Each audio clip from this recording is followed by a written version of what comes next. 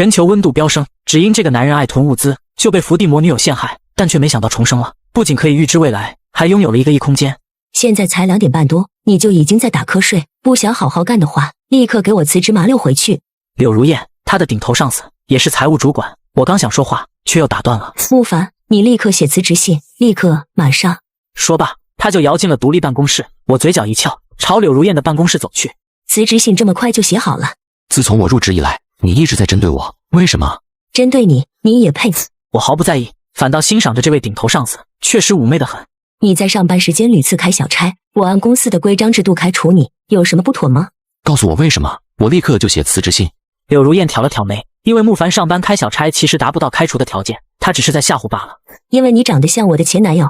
卧槽，所以你就一直给我穿小鞋，就因为长得像你前男友？我当场就写起了辞职信，一边回忆上一世他的经历。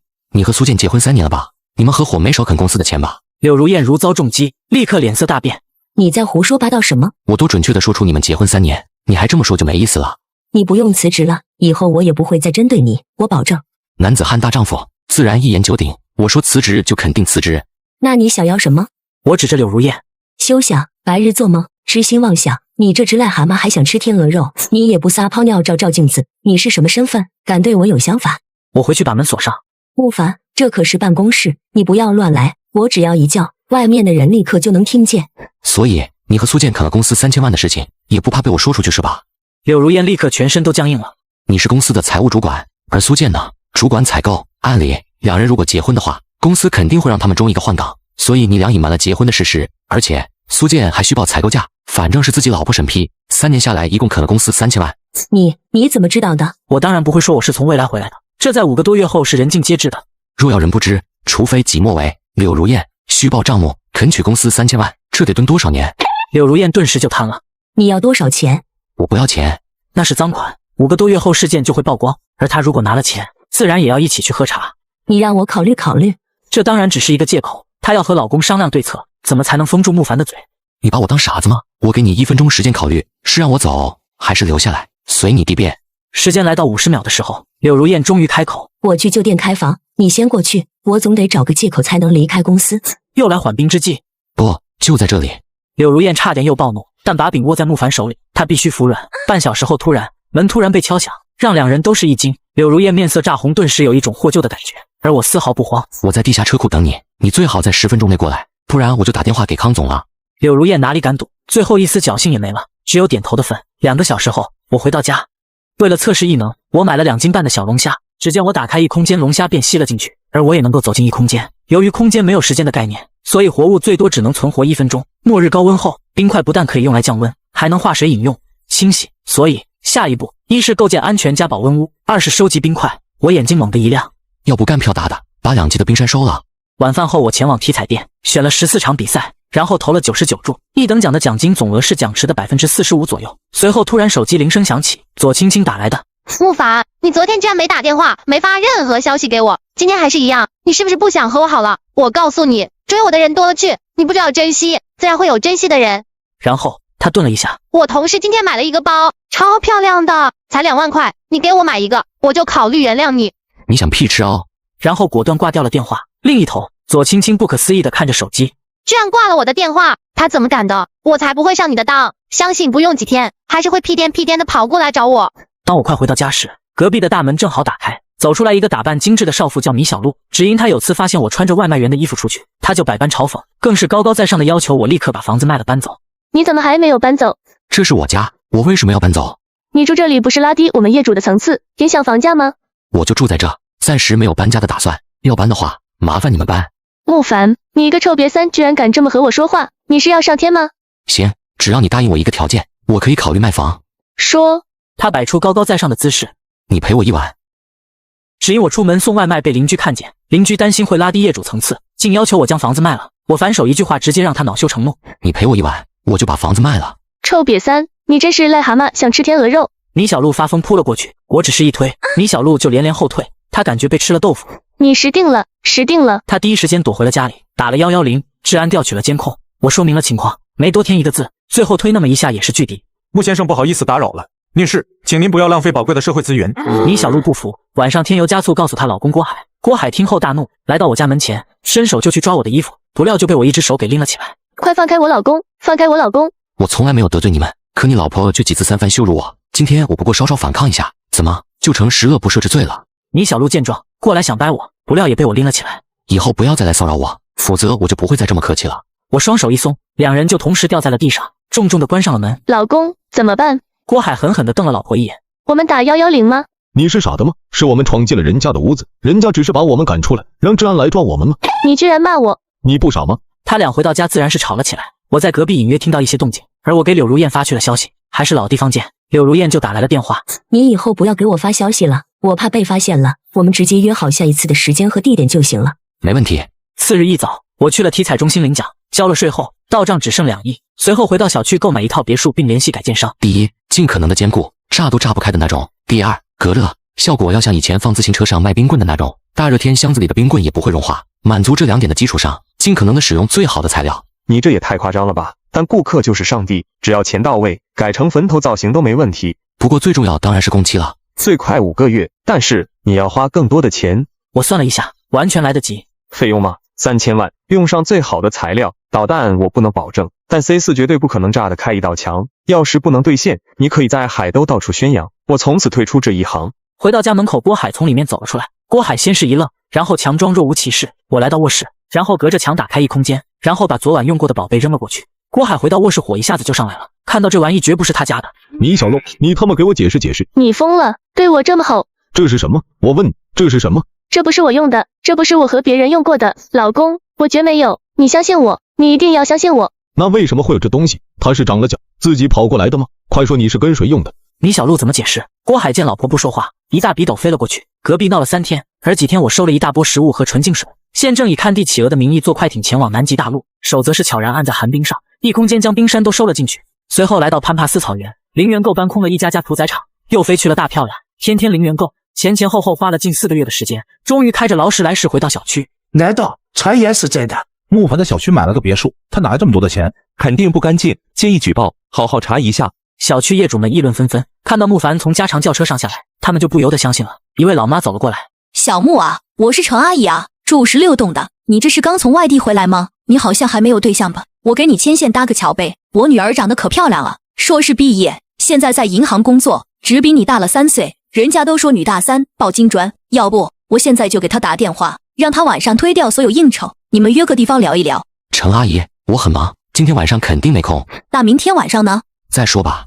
陈阿姨追了几步就跟不上了，不过她肯这么轻易就放弃吗？我靠预知未来的能力，买足彩赚了2亿，反手就在小区购买了一栋别墅。业主们议论纷纷，有的甚至想将女儿许配给我。更夸张的是，前女友一家竟然想把别墅占为己有。28号的那栋别墅是不是你买的？是的。你怎么会有钱买别墅的？谈恋爱半年多，你居然不告诉我这么有钱，渣男！我为什么要告诉你？我是你女朋友。早分了，我直接就摁掉了电话。亲亲，那小子是不是真有钱？左富贵问道。左母落贵芬，弟弟左阳也盯着他。那套别墅确实是他买的。别墅让出来给洋洋当婚房，你和他在原来的屋子里结婚。左青青皱了皱眉，他虽是伏地魔，但也想自己能够住上大别墅啊。怎么把别墅让给你弟弟，你还不乐意了？别忘了是谁把你带大的，现在只是让你腾一套房出来，又不会让你无家可归，你就不乐意了？再说了，那小子既然可以买1套别墅，以后就不能再买第2套、第3套吗？你先让你弟弟有房子结婚，这还在推3阻4的。不会的，姐姐最疼我了。行，别墅就让杨洋住。但左青青立刻又道，可是慕凡前几个月就和我分手了。左父差点一个大笔兜过去。你是不是蠢？信不信我捶你啊？没事没事，分手了还可以复合。我们女儿长那么漂亮，哪个男人能够拒绝得了？青青，你现在就去找慕凡，一定要劝得他回心转意。左青青只有点头的份，而我再去找柳如燕了。在路上的收到了夏冰的电话。东家有3个人自称是你女朋友的父母和弟弟，非要闯进来看看。我没有女朋友，他们是冒充的，你赶他们走，要是他们撒泼的话就报警。对了，别忘了开录像，毕竟有些老家伙会耍无赖的。行，我明白。7分钟后，慕凡又收到了电话。慕凡，你快点开门，我敲你们大半天了。我不在家，还有我现在跟你没什么关系，你这种行为属于扰民，再来敲门的话，我会打110的。我爸妈和弟弟去参观一下别墅，帮你看一下进度，看看工人有没有偷懒，甚至偷材料，一片好心。你为什么要让工人把他们赶走？我去，你这是什么脑回路？他们有什么资格进我的别墅？你是不是脑子瓦特了？早在4个月前就已经分手了，毫无关系。你的脸咋就那么大呢？你是不是想知道我是怎么发财的？告诉你好了，我在世界杯的时候买了足彩，赢了2个多亿，又拿着钱买了黄金空投，反正又赚了，现在有20多亿。慕凡当然是故意耍他的，就是让左青青抓耳挠心啊！2个亿就已经让左青青呼吸停滞，大脑一片空白。一个限量款的包包是20多万，哪怕一天买一个包包，也可以整整买上3年。慕凡，我知道你是生我的气，才故意这么说的。其实当时我也是一时气过头了，才会说出分手的话。你离开的这4个月，我每天都在想你，真的。真恶心。说罢，挂了电话。另一边，柳如燕大怒：不是说只要你去了南极之后就不会再纠缠我的吗？她再三考虑之后，还是向苏建道：老公，我去看一下欢欢，可能今天晚上又不能回来了。没事。柳如燕在心中说道：明明钱是2个人一起摊的，为什么现在要由他一个人来善后呢？柳如燕走了出去，苏建才抬头看了一眼，表情有些复杂。已经10来天了，始终提不起一丝兴趣。医生说他肾已经透支，得静心休养个5、6年，不然的话何泽而渔。随后柳如燕愤怒地打来了电话：你不是答应过我，去了南极后就不会再纠缠我的吗？好久不见，甚是想念。慕凡，我警告你。那我跟你老公聊聊。你混蛋。次日，苏建正准备去上班，却接到老婆闺蜜欢欢打过来的。柳如燕不是正在照顾他吗？苏格，亲亲呢？他的电话打不通。柳如燕不应该在你那吗？思考一番，故作淡定地道：可能他手机没电了。对了，11月份那会，柳如燕还想约你去新西兰玩，怎么你们一直没去？去年11月，去不了，我被公司派去出差了。苏建的大脑顿时一片空白，老婆为什么故意骗他？为什么好几天都彻夜不归？柳如燕这些天比较忙，你最好不要找她，让她好好休息，等过了这段时间再说。行吧。苏建放下手机，愤怒至极，明白了一切，但再一想，一旦闹翻，将柳如燕逼上绝路，他也得喝茶。哪能就这么便宜了那个贱人？正好他打算移民了，现在的话，他悄悄把财产全部转到自己名下，在出国之外给公司写封举报信，让柳如燕一个人请去喝茶，他则是在国外吃香的喝辣的。贱人，这是你自找的。我搬空了2级冰山，回到家反手买了1条狗，却遭到邻居的嫌弃，只因我养的是一只中华田园犬。你居然养这么土的宠物？我可不会惯着它。之所以被称为土狗，是因为它是我们国家土生土长的。你被洗脑洗傻了吧？养条狗都养出优越感来了。晚上老公郭海回来，米小璐把这件事说了，还定下结论：土鳖果然只配养土狗。郭海没有附和他的意思。老公，你怎么了？我们家马上就要欠一大笔钱了。怎么会？老公，你之前做投资不是都很成功吗？2级冰山离奇消失，黄金价格大涨，可我是做空，明天就要爆仓，血本无归，还得欠了一屁股债。那我们怎么办？郭海灵机一动，听邻居说慕凡是不是发了大财，全款买下了我们小区的别墅，你去求他，让他借我们点钱。我们闹得那么不愉快，他不会借我们的。你长那么漂亮，哪个男人能够拒绝得了你的魅力？就当是和我背，不就几分钟的事情吗？你可真够伟大的，还主动怂恿老婆出去卖，这还不是为了我们这个家吗？行，我现在就去找慕凡。米小璐来到我家门口，可以先让我进去吗？进来吧。米小璐把自己家遇到的问题说了出来。只要我们撑过这段时间，等金价下跌，我们就可以一下子赚到许多钱。你借我500万，半个月后我还你600万。他100个比翼慕凡这种土鳖三，所以他宁可多给慕凡一些利息，也不想对慕凡玩。当然，现在只是在画饼，半个月后金价就一定会跌吗？隔壁家投资失败，面临破产的风险，源头居然是他。他搬空了2级的冰山，引发了全球的避险情绪，导致黄金价格大涨。你所说的高利息都是建立在金价会跌的基础上，可万一金价不跌呢？别说利息了，就是本金你也还不了，所以别想给我画饼。米小璐咬了咬嘴唇，这个土鳖三果然没有那好骗。那加上我呢？只要你肯借钱，你就可以得到我。只要金价一直上升，那500万投进去也只是一个小小的水花，2000万甚至5000万都得砸进去，你下面一定是先要赚吧？土鳖三就是土鳖三，说的话太粗鲁了。借钱就算了，不过哪天活不下去了，我不介意收留你，和我家小黑一样，多养一条完全没问题。你居然把我比喻成狗，他差点暴走。不是你自取其辱的，还有别人说你一下就破防了，那你以前对我百般羞辱，我又应该怎么和你算账呢？慕凡，算我求你，你不借钱的话，我们家就要完了。你陪我睡一次，我给你1万块，这个价够高了吧？睡1000次就1000万呢。做梦，休想！站起身就腾腾地走了，他又不是鸡。过了一会，隔壁传来激烈的吵架声，而另一边左家可是鸡飞狗跳。赔钱货，连一个男人都搞不定，你还能干什么？你这么笨的，进了慕凡的家，直接把衣服一脱，他要答应跟你好，那自然一切都好。如果他不答应，就大喊说他非礼，看他听不听话。男人哪个不偷腥？女儿，我敢打包票，只要你脱光光，那小子不扑上才怪。对啊，姐，舍不了孩子套不了狼。再说了，以后我们是一家人，你又不会吃亏的。左青青一点也不意外，自己在家里就是一个工具人，为弟弟服务的。我再去找他。说罢，他果然又去找我。走到门口，我果断拨通了物业的电话。不出5分钟，左青青就被保安带走了。次日吃了早饭，就带着小黑去溜达。我坐在长椅上，让小黑休息一下。一个大妈也牵着一条吉娃娃过来，立刻就狂吠了起来。小黑毫不服输，低吼以示反击，这把吉娃娃惹恼了。大妈又没有牵狗绳，吉娃娃就扑了过来，2条狗直接打了起来。一会便见那吉娃娃惨叫着往大妈那边跑。哎呦，儿子你受伤了！只见吉娃娃的眼角被抓伤了。你家的狗把我儿子咬伤了，你要怎么赔？你儿子，首先是你遛狗没有牵绳，更没有管住你的狗，是他先冲上来的。第二，小黑断奶都没有多久，你家狗连这样的奶狗都不打过，还好意思说？你这是不认账，不想赔是吧？赔，当然要赔，不过是你赔钱，你家狗子吓到小黑了。大妈拿出手机就开始摇人，儿子，快点过来，宝宝受伤了，我就在楼下。不一会，一个彪形大汉气冲冲地跑了过来。大妈遛狗从来不牵绳，不料这次却被我家的狗干翻。大妈不仅要求我赔钱，还叫儿子下来讨说法。乖乖赔钱吧，这狗花了3万，狗粮吃了大几万，还得赔我妈的精神损失费，一共就20万。你这是讹诈，非要我用难堪的方式解决问题吗？刘存东伸手就要去抬起，我反手一晃，刘存东就瘫在地上。打实人了，木凡识人了。马月兰一边叫，一边则是冷笑。快赔钱，不赔钱就等着牢里蹲吧。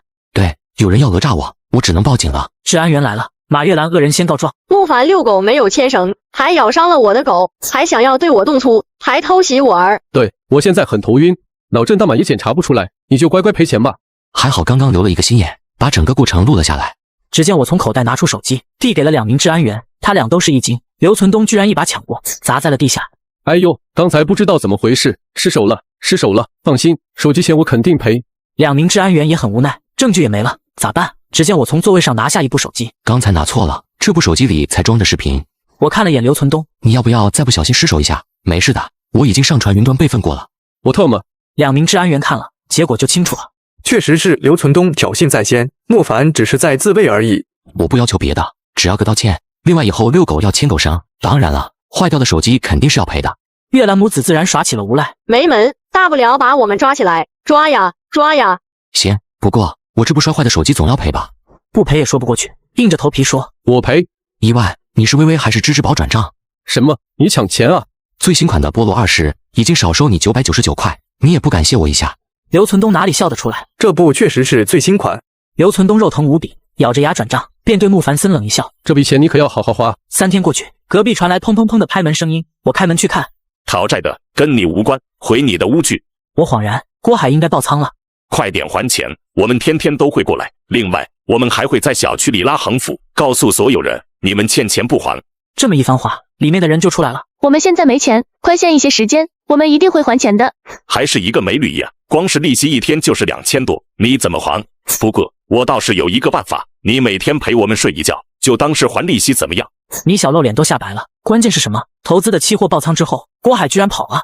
钱一定会还，现在请你们离开，否则我就报警了。我们既没有打你，也没有破门而入，相反，欠债还钱，这是天经地义的事情。他目光一扫，看到了看热闹的我，像抓到了救命稻草。木凡，帮帮我！不是让你滚回去了吗？别给你脸不要，不然弄死你！简单，进我屋子，我保证他们不敢敲门。不过你进来的代价可是当我的宠物。领头的男人见状大怒，大步朝向我，伸手就要推，而我轻轻一扣，他就坐在地上。剩下的3人依旧如此。米小璐见状跑了过来，你们跟隔壁讨债我不管，但是吵到我可不行。另外，要是让我闻到什么臭味，那我可要不客气的。见识过了木凡的武力值，那4人默不下的身体一颤。米小璐坐在沙发上，对我产生了一丝丝的崇拜。你老公呢？他跑了，一被平仓，他就离开了家，打电话不回，发消息也不理。我倒是有个办法让他主动找你。怎么做？我微微一笑，拿起他的手机，打开相机，一手搂着米小璐，按下快门发给郭海。不出现3秒，郭海就打来了电话。米小璐，你他妈怎那么贱呢？我才离开几天，你就迫不及待了，发给我是什么意思？逼我离婚吗？我告诉你，钱是我们结婚期间借的，哪怕离了婚，这也是共同债务。借钱的时候陪木凡睡你不肯，现在老子期货爆仓了，你他妈居然送上门去了。你欠了人家一大笔钱，自己却跑了，让我一个弱女子来面对讨债的流氓，居然还好意思说我，你赶紧回来，把你欠的钱给填上，要不然的话，我就真要和木凡了。郭海啪的把电话挂了，而米小璐跟我约好了，帮他挡一次讨债的，他就要感谢木凡一。次日我带着小黑来到楼下，刚走了没几步，便见一位大妈迎面走了过来，手里还牵着一个人，迎面就叫道：小木啊，我把女儿带过来了，你们好好聊聊。高温末世悄然逼近，而我凭借记忆狂赚2亿，并在小区买栋别墅。大妈得知竟带着女儿堵上门。然而就当我询问择偶标准的时候，身高178以上，年龄在30岁以下，有车有房无贷款，银行存款吗？怎么也得有个200万吧？你在许愿吗？国内男女比例失衡，有3000万男人找不到老婆，以我的条件要求过分吗？被各种毒鸡汤洗脑了吧？你还是把这个机会留给别人的吧。不要以为你有了几个臭钱就可以目中无人，我在银行里每天过手的钱至少几个亿。这女人的智商有点问题，这也是硕士生。赵思思突然被拽到了后面去。女婿啊，你什么时候和我家青青结婚？将赵思思拽到后面去的正是骆桂芬。我和你女儿已经在4个月前分手了，你可不要乱叫。左阳恼了，我姐跟你谈了半年，你说甩就甩，休想！女婿啊，年轻人吵吵闹闹很正常，你们的年纪都不小了，赶紧领证吧。我强行挤了出去，利用空间之门将他们鞋底沾满胶水，动弹不得。半个多月后，我来到别墅验收，很满意，并爽快地结清了尾款，然后用手机连接了别墅里的所有摄像头，正要离开，只见隔壁18号别墅有一辆奔驰车开了出来。18号的业主吗？递上一包华子后，保安就口若悬河起来。是的，那美女确实是18号别墅的业主，叫于初桐，据说是个富二代，2年前一个人买下了18号别墅，平时看我们都不带正眼。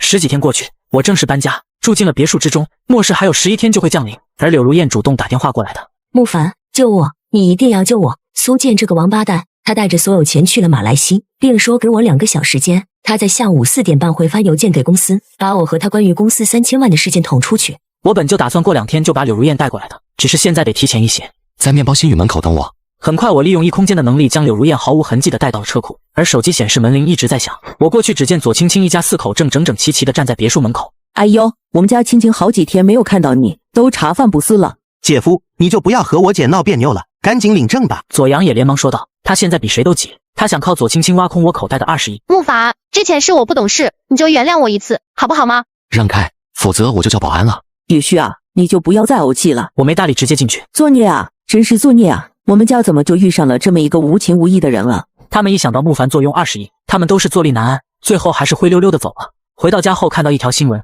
说太空卫星监测到了太阳的异常活跃，预计很快会对蓝星造成影响。我上楼去了，而柳如燕已经等我很久了，半个小时后才问外面情况怎么样了，有没有人过来调查我，什么时候可以离开这里？没人调查你，还有半个月，还剩几天你自己捡就是了。时间很快来到了5月3号，小区中的业主都在热议，说着阳光突然可以伤人的新闻。我来到客厅，你看新闻了吗？怎么了？太阳光现在怎么说呢？好像有毒一样，被照一下，皮会很快坏死，哪怕穿着衣服也没用，只是坏死的速度慢一点。他没有说下去，只是满脸恐惧。我打开手机查看一下，外温是35度，内温还好，因为开了空调，只有26度，很舒。慕凡，这是怎么回事？前些日子2级的冰山突然消失了，现在阳光又好像有毒，甚至气温还会升高，难道世界末日要来了？有可能。柳如燕顿时无力地坐了下来，这个事实的冲击力太大了，她一时无法接受。不过你可以想一下你老公，虽然把所有钱都卷走了，但现在嘛，呵呵，可能1毛钱都花不出去了。柳如燕不由眼睛一亮，这也算是苦中作乐了。她当即就要给苏建打电话，却被我拦了下来。马来西的太阳比我们出来的晚，你现在提醒他，说不定他还有时间囤点货。柳如燕不由点头，果断取消了打电话的念头，接着带着他去1楼逛逛。他故意让柳如燕看到1楼的储存室中有大量的物资，让柳如燕不由得松了口气。走，去车库转转。柳如燕当然不敢了，她现在可是被追捕的人。现在还有人来抓你？柳如燕一愣，不由地点点头，接着从地下室进入了车库。这里怎么那么多人？家里实在太热了，而在空调没啥作用的情况下，那地下车库反倒会稍微凉快一些。众人都在骂着这鬼天气，但现在没有人意识到这场灾难将会持续很久很久。他带柳如燕下来，只是让对方体验一下外面有多热罢了。太热了，我们还是回去吧。两人回去，一股沁人的凉意顿时扑面而来。家里怎么会这么凉快？给家里加了点冰，温度当然下降了。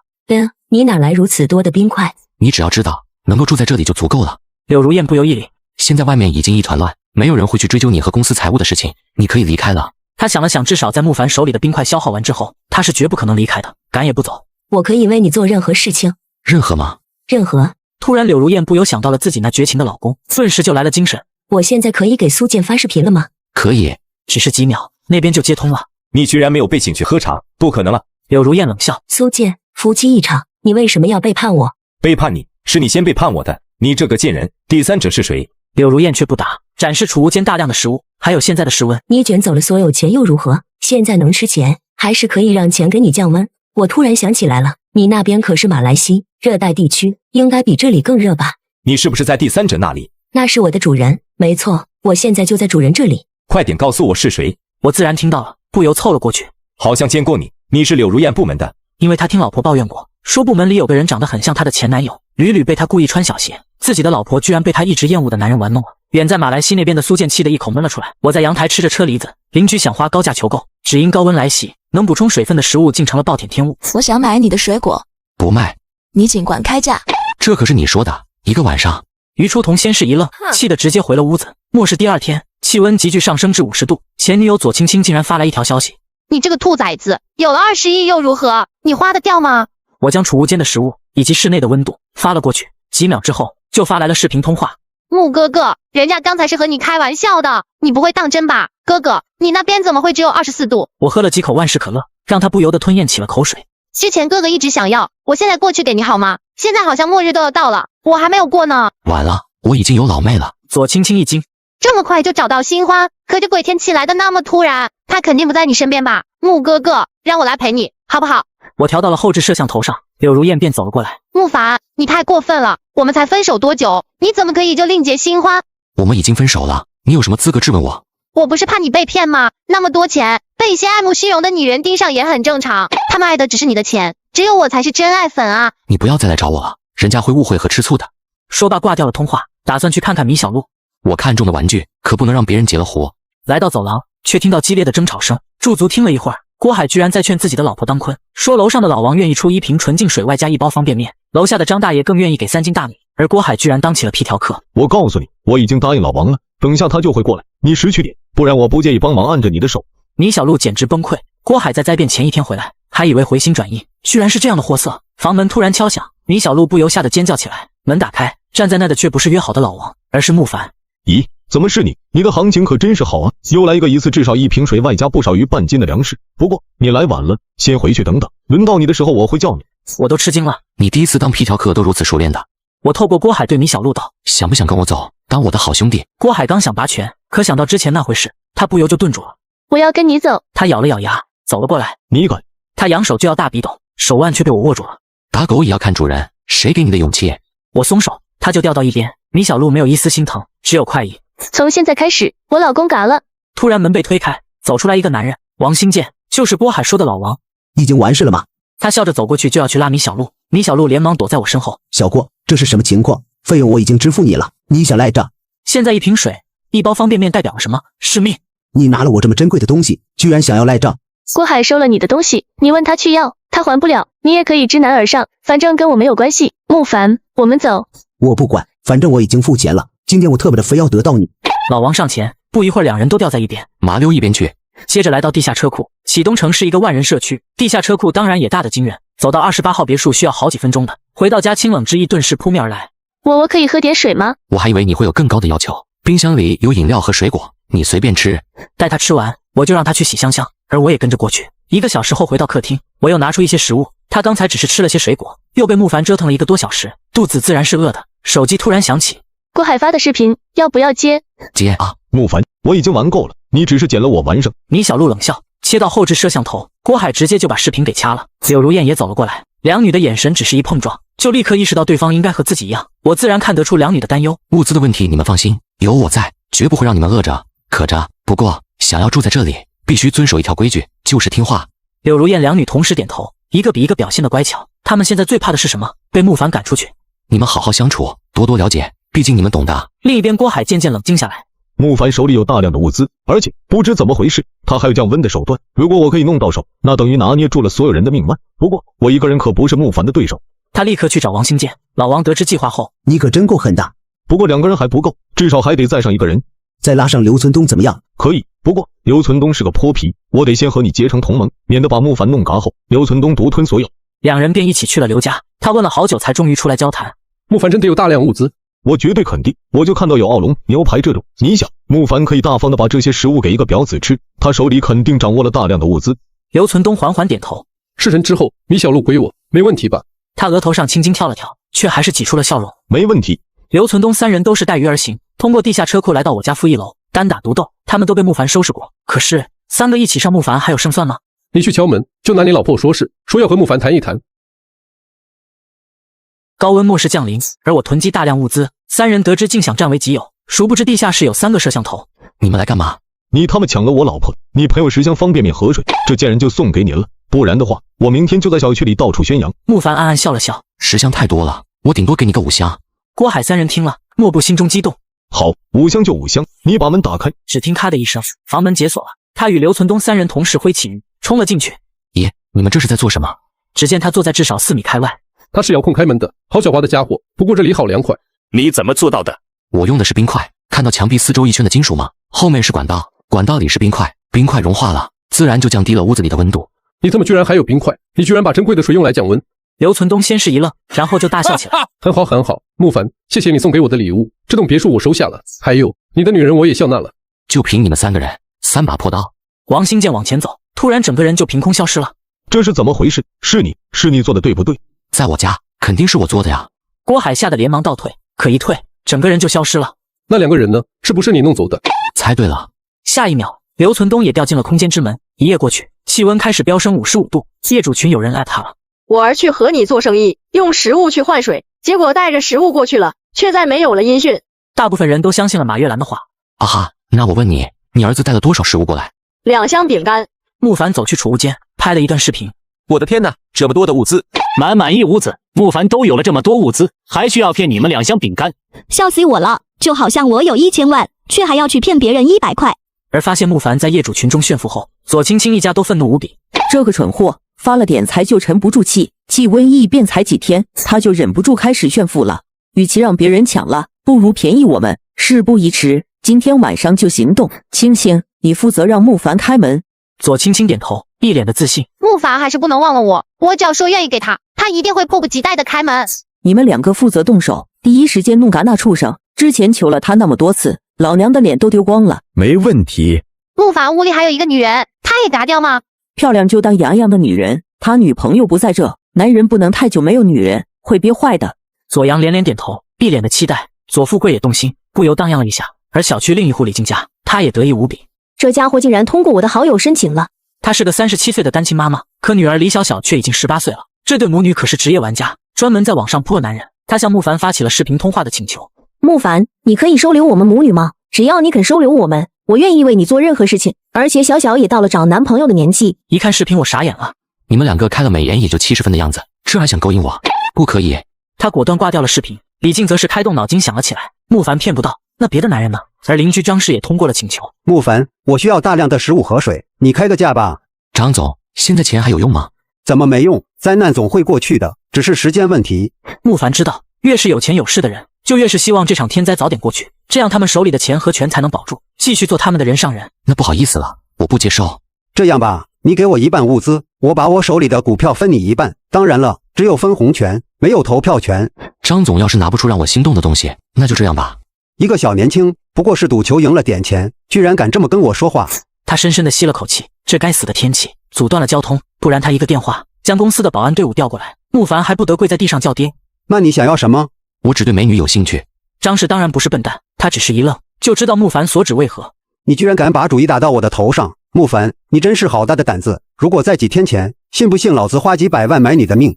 张总错了，也不要自作多情，我对你又没有兴趣，而你屋中那位，他要是受不了诱惑主动找我，跟你又有什么关系呢？还有，再威胁我的话，我可不介意弄死你。张氏气急，不去理慕凡了。他看向自己的小娇妻，这个才20岁出头点的美人，水嫩多汁。老公，你怎么生这么大气？慕凡这个不长眼的东西，居然拒绝了我所有的提议。程牙不由一惊，我们的食物和水顶多还能再用上10天，到时候……我当然知道，可那小子油盐不进，难道抢吗？然后他将目光放到了小娇妻的身上，不由生起了一个主意。你慕凡不是好色吗？你不知道色字头上还有一把刀吧？慕凡通过的第3个人，网名叫一叶孤舟的，通过申请我急忙问：都市寻芳记是不是你写的？是，我是作者。还真是，这个世界也太小了。我直接给对方发去了视频通话，打算拿物资作为吸引，让对方每天码个10张20张，让自己看到爽。屏幕中出现的约莫30岁左右的美女，不由愣住了。不要告诉我，你就是一叶孤舟。我就是一叶孤舟。都市寻芳记真是你写的？是啊，我这里还有3张存稿，要不要发给你确认一下？对了，我真名叫林婉秋。行，等下你把存稿发过来让我看看。对了，现在反正没有审核了，你完全可以写得再奔放一点。好，等下我再丰富一下内容发给你。你每天更新3张，我给你1顿的食物和水，6张翻倍，9张就是3倍，多了就算了，我不干杀鸡取卵的事情。那就先谢谢老板了，我这就去码字。现在我打算去关心一下宋清允了。此人正是之前调查米小璐公司的人，现在被困在一家饭店里。我准备了1份盒饭，另加2瓶水挂在无人机上，同时给宋清允发去了视频通话。把门开一下，我用无人机给你送了点东西，放心，免费的。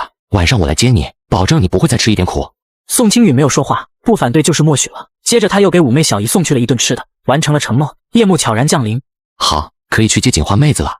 慕凡正要出去，却听到了手机传来的报警。地下室的门口正站着2个人，张氏和他的小娇妻。咦，这是宋七上门。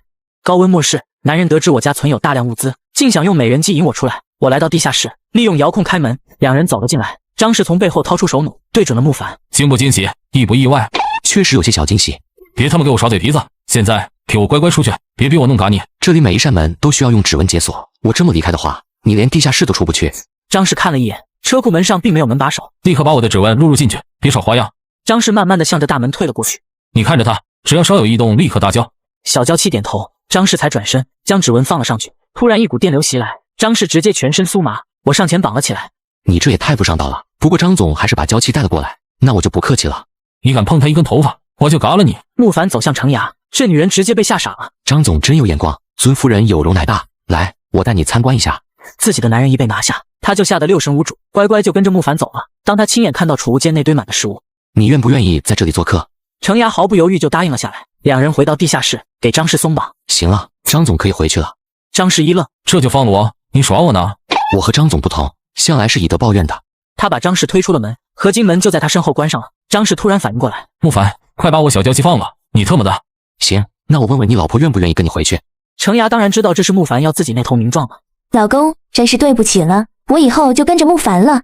他终于明白为什么慕凡放了自己，这是要自己品尝戴绿帽子的苦酒啊。接着安排程牙去了卧室，所有人没有慕凡的允许，也只能待在3楼，根本出不了自己的房间门。慕凡坐着异空间丢出的皮卡开出了小区。18号楼上，于初桐不由瞪圆了美目。慕凡的车居然还能开，这可是个宝贝啊！要如何向慕凡借到这辆车呢？半个小时后，皮卡撞开了饭店的大门，直接硬塞了进去。还愣着干什么？上来！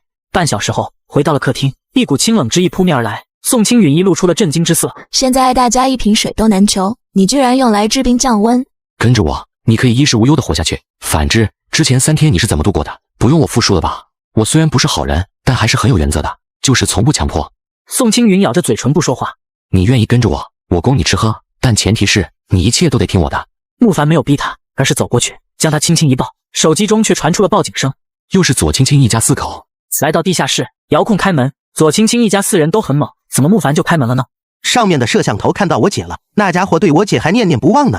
很好，等下青青你就对着那家伙使点，必要的时候不妨把衣服扔了，给他一些甜头，然后你们爷俩趁机弄打那家伙。可是怕什么？一个是你爸，一个是你的弟弟，看了会怎么样？于是4人走了进去，只见屋里还有2个人，一个站着，一个站着。这就是老姐说的，他末世前带回来的女朋友吧？这个妹纸就要归我所有了。左富贵也老眼放光，不由地色心大动。别管那么多，反正我们已经进来了，把这家伙嘎了不就好了吗？而且这个妹纸我也要，不然我就在一边看着了。一个老东西居然在这时候开条件。说好了，这是我的。洋洋听话，你周1到周5。宋清云有些茫然地看着慕凡，他只不过被困在饭店中2天多，连头带尾也就3天，怎么世界居然变得如此陌生？这4人是我前女友一家，她叫左青青，是个伏地魔，要让我把自己的房子让出来给他弟弟结婚用。他弟不学无术，标准的啃老族，他们是什么德性，你也应该可以听出1、2，我就不多说了。左家自然都是大怒，你口口声声说爱我，愿意为我做任何事情，我只是让你把房子腾出来给我弟弟当婚房，你就和我分手，你根本就是虚心假意，是个渣男。不用跟这种混蛋啰嗦，留一口气最好了，把他给活活气卡。他俩冲了过来，你就乖乖当我的妹纸，只要想办法讨我开心就够了。便迎了过去，闪电般出手，就2下而已，整个世界就安静了。洛贵芬傻眼了，好女婿啊，我们是跟你开玩笑的，你可真是厉害，难怪你敢把物资照片放在群里，就你这身实力，谁能打得了你的主意？这下妈就放心了，你的别墅这么大，多住4个人肯定没问题的。我走过去，一个大笔兜子也晕了过去。慕凡，我妈都说了，我们只是和你开个玩笑，你怎么可以下手这么重？我看向左青青，故意露出一抹犹豫之色，然后似乎下定了决心。你走吧，我相信这件事情与你无关。慕哥哥，你真好，而且你最了解我，知道我是被他们逼的。我先走了，我相信一定会慢慢挽回你的心。慕凡打开地下室的门，左青青跑了出去。宋清允一呆，慕凡居然还会心慈手软，甚至这么傻。接着慕凡回了别墅，自然洗起了鸳鸯浴，然后便给宋青允安排了一下房间。玩归玩，千万别拿自己的生命开玩笑。回到房间后，慕凡倒头就睡，不一会儿被手机的报警声吵醒了，来的却是一个女人，一副鬼鬼祟祟的模样，好像生怕有人会看到她似的。次日，小区业主都得知我对付前女友一家的事情，有业主另建立了一个群，并且企图掠夺我的物资。这个慕凡还真够狠的，左家三人太难了，不是恶嘎就是可嘎，要么活活热嘎。不过左家都有2个男人，为什么还是没有弄得过慕凡？这家伙很厉害的，刘存东你们知道吧？专门帮人收债的，之前和慕凡发生过矛盾，结果很轻松就被慕凡放倒了。张仁突然插口，现在是左家3个，你们还能坐着看戏，可哪一天被对付的是你们呢？张仁冷笑2声，我也不怕自报家丑，昨天借着卖食物为名骗我开门，结果把我老婆抢了过去，我虽然拼命反抗，但还是被他打倒了。你们问问自己，如果慕凡说要送食物给你们，你们会不会开门？不少人都是一理。有没有人愿意为了自己的家人和我一起干的？嘎了慕凡，解决后患，平分物资。不一会，就有21个人来到了张仁的别墅中。我们不动手，慕凡就会嘎了我们，我们这是在自卫，我们是在为民除害。商量讨论到最后，众人决定晚上动手，而我很快就收到了好几条消息，都是在提醒慕哥哥，张仁正在组织人对付你，你一定要小心。可惜他们都去张仁家开会了，我不知道他们的具体计划。在他看来，只要慕凡重新接受他，那慕凡所拥有的一切不就是他的吗？现在张仁要抢慕凡的东西，四舍五入一下，不就是在抢他的东西吗？我知道了。林晚秋也发消息过来，张仁要对付你，你小心。对了，我昨晚码了3张，再加上修改的3张存稿，一起发给你。正当他看到血脉奔张，便让他们可以在客厅中自由行走。柳如燕和米小璐看到屋里又多了2个女人时，自然吃了一惊。大家认识一下，以后就是一家人。而我正要有所行动，却听到手机传来了报警声，同时还有通的一声。张氏他们来了。四女被吓了一跳。没什么，就是几个傻逼想要破门而入。来到地下室，我通过手机监控看到几人拿着大铁锤想破门而入。你们要可以用几把锤子把大门砸出，那我这几千万就真是喂狗了。张氏正盯着监控。慕凡，我知道你在里面，也听到了，看到了。你知道为什么我没有破坏监控吗？因为我就是要让你听到、看到，让你在恐惧、绝望中迎接你的死亡。我说老张，你这人也忒没劲了，明明是你带着老婆送上门来的，而且还拿武器要杀我，抢我的家，我都没有伤你一个忙，这还不够好吗？而且你老婆也是自愿跟我的，我有半点强迫吗？听到这话，外面20人莫不露出八卦的表情，因为这和张氏之前说的可不一样。慕凡，你不要胡说八道，你抢了我的老婆，居然还倒打我一巴，哼，不跟你多说，今天就是你的死期。那你们也要进得来才行。半个小时后，不是普通的门，纯金属打造，而不是木质门在外面包了一层铁皮，这根本砸不破，还不如砸墙来得快。于是众人又改变了策略，很快就被众人砸出了一个洞来。什么啊？在这道墙之后居然还有一堵墙，而这堵墙还是金属的。张氏一众人都是妈了。我们小区的别墅都是这种层次的。这怎么可能是开发商弄的？是慕凡那个王八蛋自己改造的。这家伙是有多么怕死，居然早早就把别墅改造了。这下怎么办？众人都是束手无策。慕凡，你是打定主意要当缩头乌龟吗？哼，你可以把墙壁都改造成金属的，可窗户呢？明天我们再准备一下，从1楼砸破你的窗。不过你要是现在走出来投降，我倒是可以考虑留你一条命，甚至让你保留一半的物资。见众人都想说话，张氏心中暗骂一群傻逼，然后连使眼色，于是他们就不作声了。行啊，你们明天可以试试。你们是打算白天还是晚上来？白天要做好防晒，晚上则要做好防雨。不过张老兄，你妹纸在我这里，你居然还能忍到明天，你要没什么办法了，我可就帮你了。你这个混蛋，你敢动我妹纸，我就去嘎你的女朋友。老兄，你终于提到了呀。慕凡心中暗笑，你敢，我警告你，你敢碰左青青一下，我绝饶不了你。他怕张氏搞错了人，还很贴心的报出了左青青的名字。你做得了初一，我就做不了15。慕凡，你是自己出来，还是我把你的女朋友带过来之后，用她逼你出来？我给你10秒时间，你自己选吧。我警告你，不要乱来。张氏哈哈大笑，向着众人道：看来我们要换个地方砸门了。众人皆是振奋无比。张氏，这是我和你的事情，为什么要把不相干的人扯进去？张氏不理，自顾自的数3、2、1，哎，这是你逼我们的，兄弟们，走。男人组织众人想掠夺我的物资，却不料发现墙上全是钢铁，无可奈何便组织人去抓我的女朋友，殊不知她只是我的前女友，不一会就把她抓了过来。慕凡，你看他这个人是谁？张氏，你太过分了，他跟你我的恩怨无关，快放人。你说无关就无关，你出来，我保证放你们这对鸳鸯安全离开。出乎他意料的是，左青青居然先叫了起来：慕凡，你不能开门，要是这门一开，我的别墅物资岂不是都没了？一个大笔都迎面而来，左青青如此情深意重。慕凡，我再给你10秒钟的考虑时间。慕凡化身戏精，张氏，我警告你，张氏不由大笑起来。慕凡，快点开门，就要没时间了。左青青还挺狠的。木凡，你千万不要听他的，你要是开门，我们就全打定了。你只有在里面不出来，他们拿不到你手里的物资，才会投鼠忌器，不敢嘎我。木凡假装咬牙切齿，我明白了，我绝不会出来的。张氏又是一个大笔兜，左青青伤痕累累，但她却露出了笑容。木凡，你再不出来的话，我可真要不客气了。就冲他是你没纸的身份上，相信我们不少兄弟都对他非常因绝司听，你可不要怪我们辣手摧花。左青青花容失色了，她可受得了吗？这样吧，我给你们5箱水和50斤大米，你们把它放了。众人自是怦然心动，但张氏本就还有余粮。你们傻，现在只是吓一吓那家伙，他就愿意给出这么多的物资和水，这说明什么？第一，这小子在乎这妹纸；第二，木凡手里的物资远远超过这个数，你们不要如此鼠目寸光。众人都是点点头。木凡，你还真是缩头乌龟。兄弟们，既然木凡这么慷慨，我们还客气啥？木凡配合痛苦，实则憋笑，然后就关麦了回屋了。张氏不断冷嘲热讽，木凡都没了动静。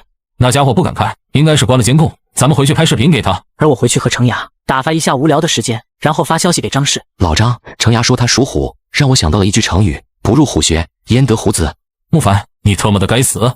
末世第5天，赵丽看了一下业主群，有一个叫赵继虎的人，居然冒着孙宇出门，还带回来了不少物资，众人都对他非常膜拜。这么多人去收取物资，必然有人有收获，有人没收获，所以没收获的人会不会生气贪欲，抢劫别人呢？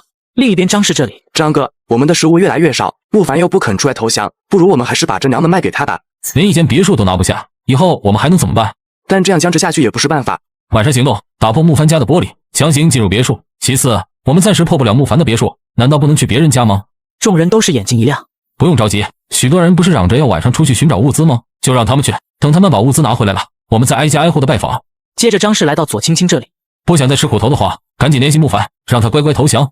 张氏走出房间，左青青才给木凡打了电话。木哥哥在干嘛呢？木凡则是完全躺平的状态，让他觉得有些奇怪。你快想办法救我，我快要坚持不下去了。我在想办法。木哥哥，你在做什么？喂，怎么没信号了？那下次再说。左青青则是茫然地看着手机，这一刻他差点暴走。木凡却在那温度适宜的别墅里和别人卿卿我我。不过现在是末世，木凡也需要人陪，而且张氏的老婆在他手里，木凡肯定是在欺负他，为我出气。夜晚10点多，一拨人来到窗户搞了起来，而所有窗户都落下了一块钢板。这根本是玻璃吗？钢板啊！走，先撤。回到车库，那家伙把别墅打造的跟个乌龟壳一般，暂时动不了他，我们就按 B 计划，今天晚上就不睡了，看谁带回了物资，我们就去洗劫他。众人都是答应。一夜过去，业主群都要炸了呀！所有人都在控诉张氏一行人，甚至成立了倒张联盟来对抗张氏的行为。左青青也又发来了消息：木哥哥，你什么时候来救我？我正在想办法，你再坚持一下。左青青能怎么办？她现在只能依靠木凡。林晚秋也发来消息：老板，现在情况有些不妙，我们楼栋现在开始搞专制了，让所有人都把手里的物资交出去，否则就会直接破门墙，以后就是统一分配物资了。你可以搬过来住，但进了我的别墅，那一切都得听我的。您是老板，当然你说什么就是什么。你现在就过来。高温末世，我囤了大量物资，而女子想来我的住处寻求庇护，路上却遭人阻拦。哦，你是哪一栋的？林晚秋一慌便跑了起来，其他人看到后也本能地追了过去。抓住他，我们一起玩游戏。他冲到了我的门口。木凡，快开门，快开门！周兴一会儿人也已经追到。还想投靠木凡？休想！凭什么跟木凡玩？我们也要玩，带走！就在这时，大门打开了，众人一愣了，然后大喜。你竟然还敢出来！我们弄嘎他，里面的物资就都是我们的了。忽然一声枪响，便有人倒下了。还有谁？众人不由自主的倒退，我便拉着林晚秋进了门，来到客厅。你去卫生间洗香香。要一起吗？欢迎你随时进来，随时进来哦。3小时后不出意外，业主群又变得热闹无比，众人都在议论，莫不说绝不能让木凡拥有枪，这对整个小区都是严重的破坏。张氏一伙也有不少人怂了。要不我们把左青青还给他吧，我们还可以跟木凡换点食物和水。反正我们现在可以胁迫其他人出去寻找食物，而且也玩够了。你们这些没脑子的家伙，要什么食物？要枪？木凡很快就收到备注是居委会主任杨阿姨。小木啊，我听别人说你有一把枪，是不是真的？这已经是整个小区人尽皆知的事情，你还来问我？小木啊，你这可使不得啊，但这只是暂时的，等再变异过去，到时候可就麻烦了。这样吧，你把枪给我，我来保管。日后有人追究起来，我会替你说话，说你知错能改，还是好家伙。你明明想要我的枪，却说得这么冠冕堂皇，还真不愧是混这里的，我考虑一下。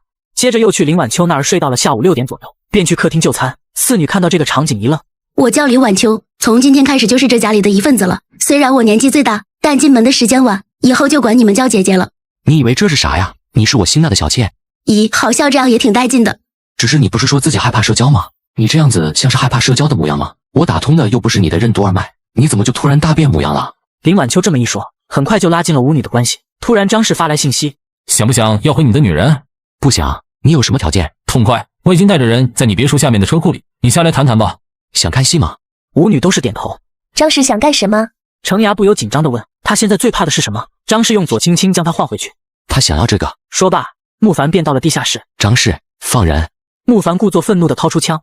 你敢开枪，你的女朋友就要嘎了。不过我可以将她还给你，只需要你答应我一个条件，就是你把枪给我。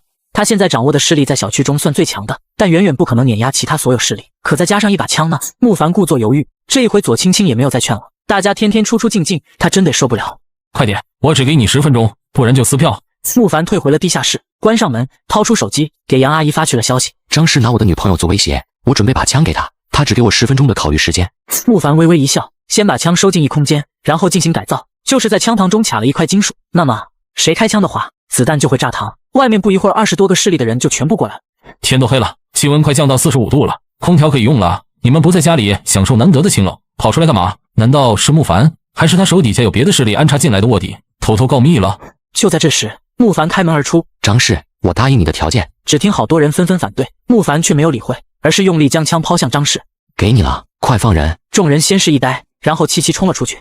看住这女人，绝不能放跑了她。张氏，你这个乌龟蛋，你不守承诺，我要嘎了你，嘎了你！不一会儿，张氏大笑，都他妈得给老子退开！慕凡故意用惊惶的表情。我们约定好了，我把枪给你，你就放人。现在枪已经给你了，你要不守承诺吗？现在枪在老子手里，老子说什么就是什么，给我跪下来！男儿膝下有黄金，我跪天、跪地、跪父母，绝不会给你这种人下跪。哦，你很勇吗？那就去嘎吧！只有毫不犹豫开枪，这既是发泄对于慕凡的怒火，亦是为了震慑小区里的人。接着便是一声枪响，男人夺走了我的枪，并射向我。殊不知我早已将枪改造了，开枪便会炸膛。张氏右手剧痛无比，连忙带人回到住处，他简单清理了伤口。而我在阳台上深藏功与名。你可真够厉害的，我得把这个事写在小说里，简直就是爽文男主的模板吗？你早就知道枪会炸膛？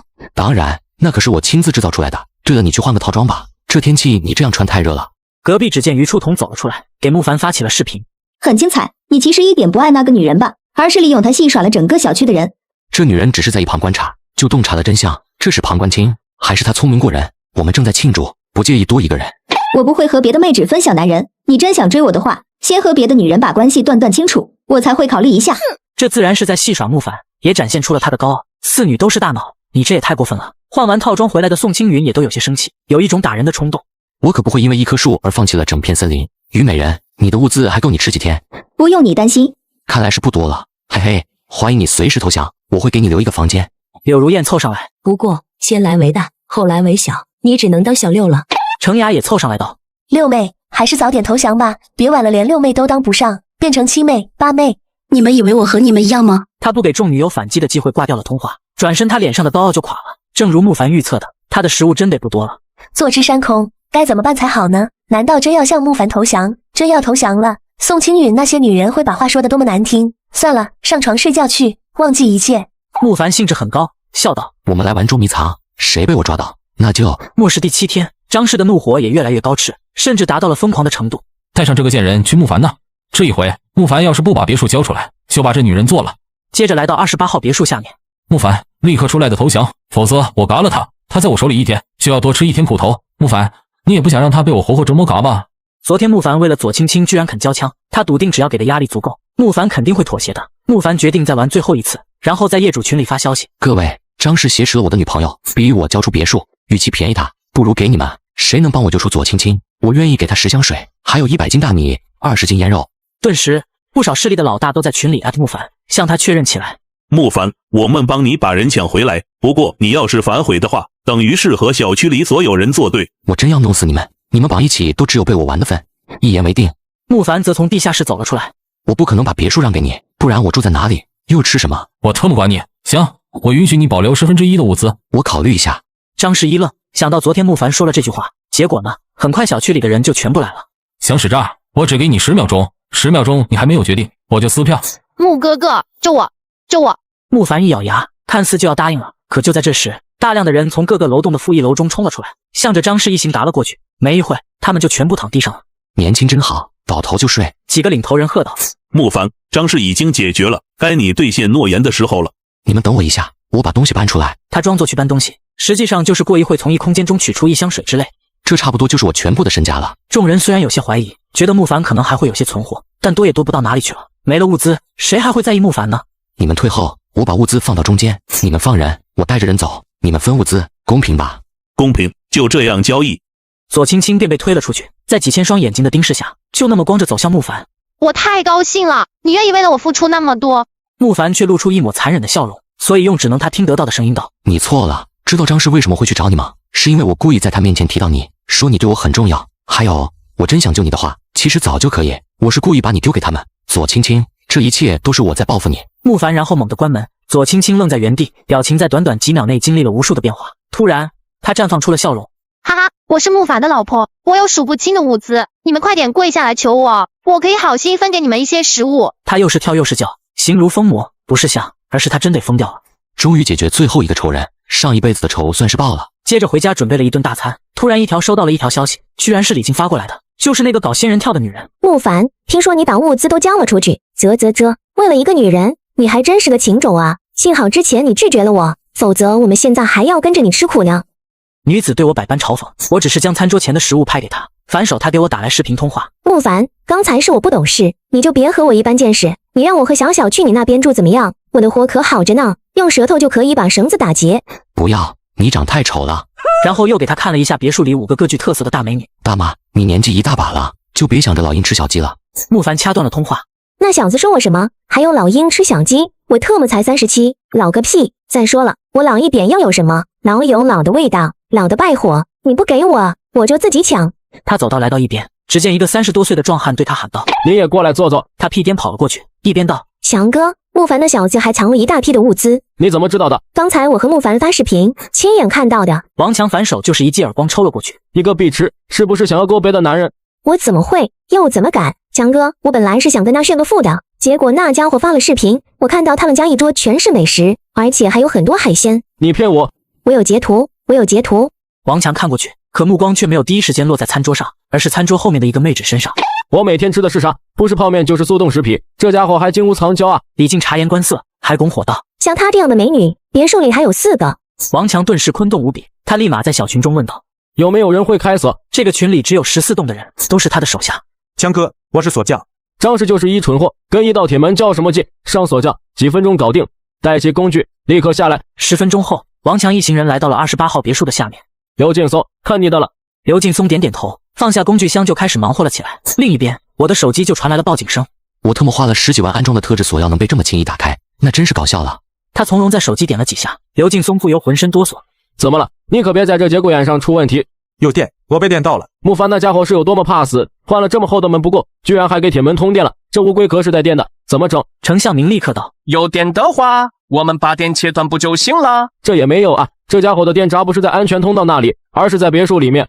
我们拉不到电闸，但可以去变电房啊，把整个变电房的电都拉掉不就行了吗？他们又花了10几分钟时间，终于破入了第2座变电房。一拉闸，舞女便吃了一惊。你们继续享受烛光晚餐，我去处理一下垃圾。他来到地下室，开启发电机，而王强几人又回来了。刘劲松去铁门上动了起来，不料再次颤抖起来。有电，还有电，电闸都拉掉了，哪来的电？王强怒道，伸手往铁门上一按，也全身都在颤抖。这家伙还有备用电源。王强就郁闷了，进个门咋就那么难呢？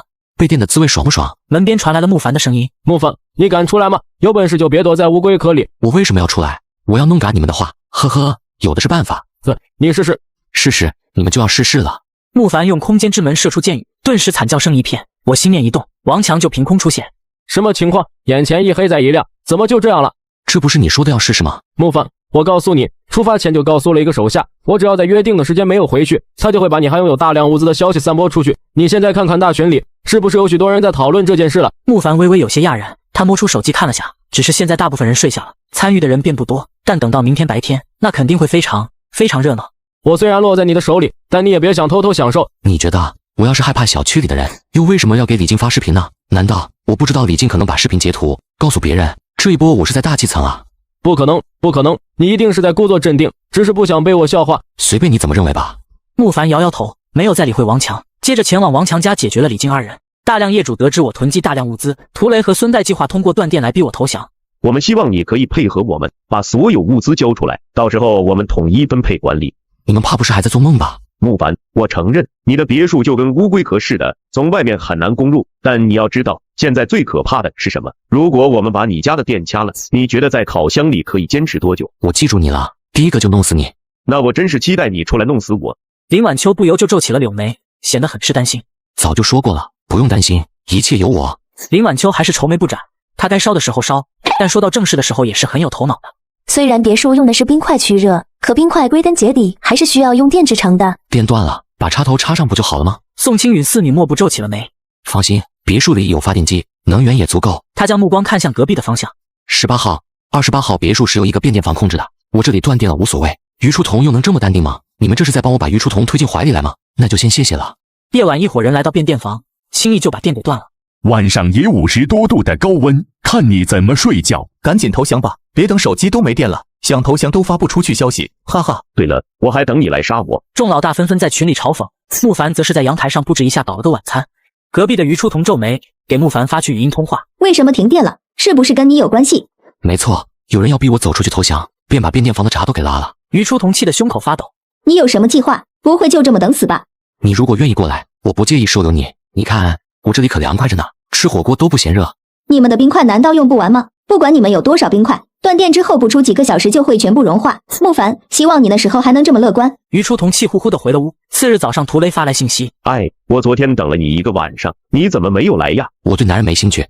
你现在也就嘴巴可以硬一下了，只是你还能够硬多久？太阳可是升起来了，温度又高了。慕凡，你能熬多久？熬到正常老死吧。这个涂雷嘴那么臭，肯定是要弄死的。回到1楼，宋青允红着脸走了过来。那个，我的亲戚走了。慕凡自然大喜，拉着就往2楼跑。夜晚我们依旧在阳台烧烤。于初桐连忙给慕凡发去了语音通话。你怎么还会有冰块？冰柜里有啊，就拿出来了。我可是搬空了2级冰山，如果只是这么使用的话，保守估计也能用过1亿年吧。于初桐十分抓狂，而孙代也发来了消息：慕凡，准备投降了吗？慕凡就随手拍了一张照给他。你们居然还有心情吃烧烧，没有空调，你们那的室温至少50度，再生个火炉，你们特么是脑子有病吧？看你还能再嘴硬几天。半夜，他悄然起身，前去涂雷的家。只见他在躺着睡觉，我上去直接嘎了，便回去睡大觉了。次日，孙代那边鸡飞狗跳，因为涂雷失踪了。如果不是慕凡干的，涂雷为什么会失踪呢？有没有可能是涂雷的手下干的？众人一想，都是点头。都2天了，还是没有让慕凡就范，我那些手下已经失去耐心了，只能上大招了，放火烧。夜晚熊熊火焰燃烧起来，慕凡就用空间之门补充新冰块，别墅中的温度便立刻稳定了下来。于初桐也发来的视频：我要被你害死了，慕凡，你要记住，你欠我一条命。他好端端的招谁惹谁了？可他家也跟着停电，关键是孙代他们放火烧28号别墅，但他的别墅是挨着的，哪怕没有直接烧着，但温度也在跟着升高。我不想这么死。于初桐哭了起来。现在你愿意过来了吗？跟你一起死吗？他突然顿住，因为他看到慕凡无比从容，哪有一丝狼狈相？怎么可能？我不是说过，我可是有大量冰块。邻居全副武装跑向我家，一进门却脱了个精光，只因天气异常炎热，而我收集了2级冰山，并将室内温度控制在了25度。女人便前来投靠我。你先去洗澡，身上的味有点大。你居然用珍贵的清水洗澡？你不洗，我还嫌弃呢，一身的臭味。于初桐前往浴室，而我也跟了上去。你跟着我，你想做什么啊？这是我家，我当然得看着你。万一你偷东西怎么办？于初桐想要发怒，却又无奈的放弃。都进了这里，他还能保留什么骄傲？而另一边各业主却备受煎熬。慕凡还是没有投降，会不会已经嘎了？孙代便在大业主群发了一条消息：艾特慕凡死了没有？没过一会，慕凡就发了张照片，正是他与6女一起吃饭的画面。看到后，一众老大都想骂娘，然后则是绝望。难道他家里有发电机？应该是了，不然现在怎么制造冰块？那怎么办？我们难道要跟他耗到把发电机的能源用完？一众人都是皱眉。算了吧，我们不能再跟他耗下去了，我们还是把精力放在搜集物资上，跟慕凡纠缠只是在内耗。已经跟他耗了2天，这就放弃吗？孙老大，2天没能拿下慕凡，我不知道你那边什么情况，可我的手下快要造反了。你们都想放弃，你们放弃，我可不会放弃。独挂丑话我先说在前面，我要是得到了慕凡的物资，你们一个也别想分享。众老大都只是笑笑，然后给慕凡发去信息，虽然说的话不一样，但意思却千篇一律，就是我们今后不针对你了，以后井水不犯河水。夜晚突然整个小区的灯全部灭掉，只有慕凡的别墅却依然明亮。顿时所有人都聚到了车库，慕凡7人正在吃晚饭，自然也被惊动了。外面电停了，基站也无法工作，哪怕手机还有电，但除非是卫星电话，否则休想打电话发消息。好了，现在大家手里的手机都成了摆上，也就可以拍拍照，看看之前存的小视频了。 6女都是瑟瑟发抖。你们怕什么？不是还有我吗？活下去是需要物资的，但别墅就那么大点，你能够存储多少？慕凡笑了笑，白天还在想，得等网络断了之后才让六女知道自己一些秘密。没想到的是，这一晚上都没有过去呢，电就断了，网络自然也没了。你们不是好奇我有多少物资吗？在2级冰山突然消失后，也不知道是地球磁场变化产生的影响，还是其他，我获得了一种能力。说罢，他伸手一按，面前立刻多了一些食物。我多了一个空间仓库，很大。而我发现2级冰山消失后，有预感可能会有大灾发生，于是我就开始改造别墅，打造安全屋。另一方面，我还大量囤积物资。宋青允六女先是震惊，然后他们的脸上渐渐露出了喜色。我现在只想你狠狠地占有你。夜晚时分，外面还在车库吵个不停。慕凡不耐烦了，果断开启电网，几人直接被电得哇哇叫。众人见强行破门不成，便都回去了。慕凡的手机突然传来了报警声，他拿起一看，地下室的入口处有人。有何贵干？慕凡，何不出来叙一叙？我是孙代，出来叙叙就免了，有屁快放。俗话说，没有永恒的敌人，只有永恒的利益。你手里有物资，我手里有人，我们2个合作，可以将整个小区占为己有。你不是喜欢女人吗？小的是，我喜欢的是男人，我们并没有冲突。孙代，你还真是个狠人，之前别人都放弃了，只有你还派人过来放火，怎么4个手下被我干掉，把你吓着了，跑来这跟我谈合作了？我说了，没有永远的敌人。免了，我这个人气量小，只要做过一次敌人，那就永远是敌人。我原本还给你准备了一份礼物，可惜一个妹纸便被推了过来，充满了憔悴和恐惧，但依然可以看出她是个表替佛的大妹。哎，这就是我给你准备的礼物，原本我们合作，他给你，老公给我，多有意思，可惜。他伸手在妹纸的脖子上一抹，就离开了。如此对待尤物令我大怒，我用异空间将无数箭射了出去，接着来到了阳台。既然已经把孙代拿下，剩下的那些势力头头是不是也应该好好惩罚一下？我拿出一个喇叭道：各位亲爱的邻居，现在悬赏几个人，只要将这几个人拿下，不管是活的还是嘎的，带到我这里来，每个人可以换5箱水、5斤肉和50斤大米。现在我宣读这些人的名字，大家一定要记住哦：冯丽丽、陈有龙、秦城、赵继虎。今天晚上有的热闹了。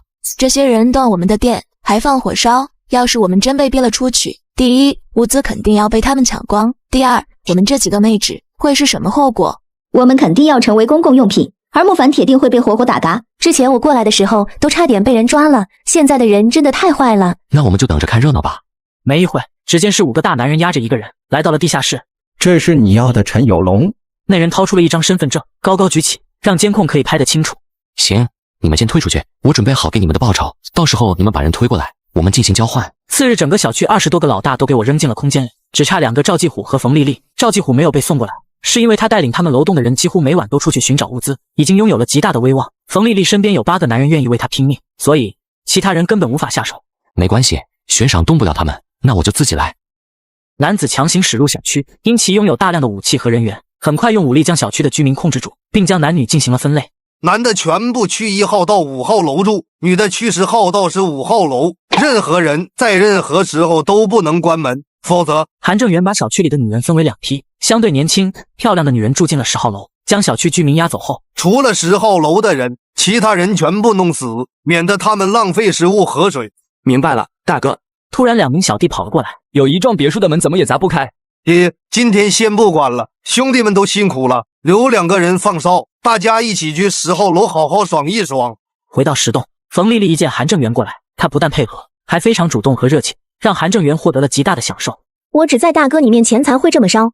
这小区的别墅里住着什么人，你知道吗？别墅的主人叫慕凡，把别墅改造的跟个钢铁堡垒似的，而且他还有大量的物资。对了，还收了6个美女。他把慕凡这些天的所作所为说了一遍，当然只限于他所知道的。冯丽丽翻出之前慕凡发在群里的照片，里面有他和于初同6女的合照。真特么漂亮，在我这头狮子面前，什么乌龟壳都给你咬穿了。哥，攻破别墅之后，可以让我嘎慕凡吗？你敢下手？那混蛋悬赏要我的命，老娘恨不得将他碎尸万段。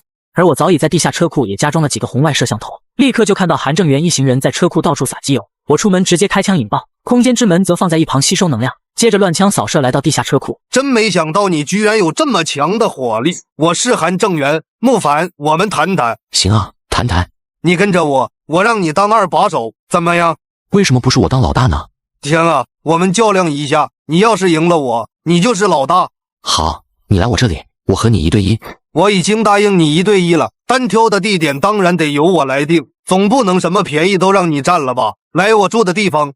没问题，你住哪？10栋202。慕凡，我可是很有诚意的。现在这世道乱了，有实力的人可以获得一切，你一个人能够压制我们这么多人，我可是非常欣赏你。我也很欣赏你，不过我更欣赏你的脑袋，我用10箱水、10斤水果、10斤肉、100斤大米悬赏韩正元的人头，谁要是可以拿来，奖励立刻奉上。我已经兑现了那么多次奖励，信誉如何？你们都可以去打听打听。韩正元的脸一下子就沉了下去，当然是他的手下，其他的越狱者跟小区里这些弱鸡有什么好说的？这是赤裸裸的阳谋。木凡，你他妈想玩？好，老子玩死你！算了，不陪你们浪费劲，我要回去吃饭了。哦，还有6个美女正等着我去宠幸，各位失陪了。他直接一个瞬移进了别墅。韩正元当然不敢轻易相信木凡真得离开了。等了一会儿，众人才过来，地上至少挂了5个。韩正元的脸色当然难看死了。先撤退。说出这句话，等于是宣布了这次行动的失败。而武辉的嘴角不禁勾起了一抹冷笑。现在好了，韩正元指挥失策，这自然会极大的打击他的形象和威望。那么我想要夺权的难度自然就大降了。核实木凡的话，一旦确定悬赏的含金量，我就可以暗中联合其他人，把韩正元推下大哥的宝座。所有人撤退，回到了10号楼。现在真他妈后悔，就因为对付木凡，结果把一个个好端端的团队变成的四处漏风，随时面临着内乱的危险，这叫什么事啊？老大，我们现在怎么办？他杀了我们3个兄弟，耗子、3炮也快不行了，难道就这么算了？武辉则是装死，心中冷笑：你不是脑子灵活吗？你来想办法吧。当然不会算了，那木凡也只是一个人而已，之前那一招不管用，我们就换一个办法。那家伙把别墅改造的火烧不侵，倒立不坏，我们找到他家的排气口，往里面灌烟，我不信他还能在里面待得住。顿时众手下都是眼睛一亮。武辉，你带几个兄弟去找出别墅的通风口，然后拿根管子接上去，给他通通气。武辉心中当然不爽，通风口肯定在室外，那么白天要顶着高温甚至杀死人的射线，晚上则有酸雨，哪一样不是危险无比？没事，去找这个小区的人，让他们干好了。行，我这就去办。韩正元脸上带着笑容，心中则是冷笑，看来他需要换一个二当家了。孙丽丽就迎了上来，把木凡拿下了吗？一个大笔斗便飞了过来。问什么问？别忘了你的身份，你只是一个玩物而已。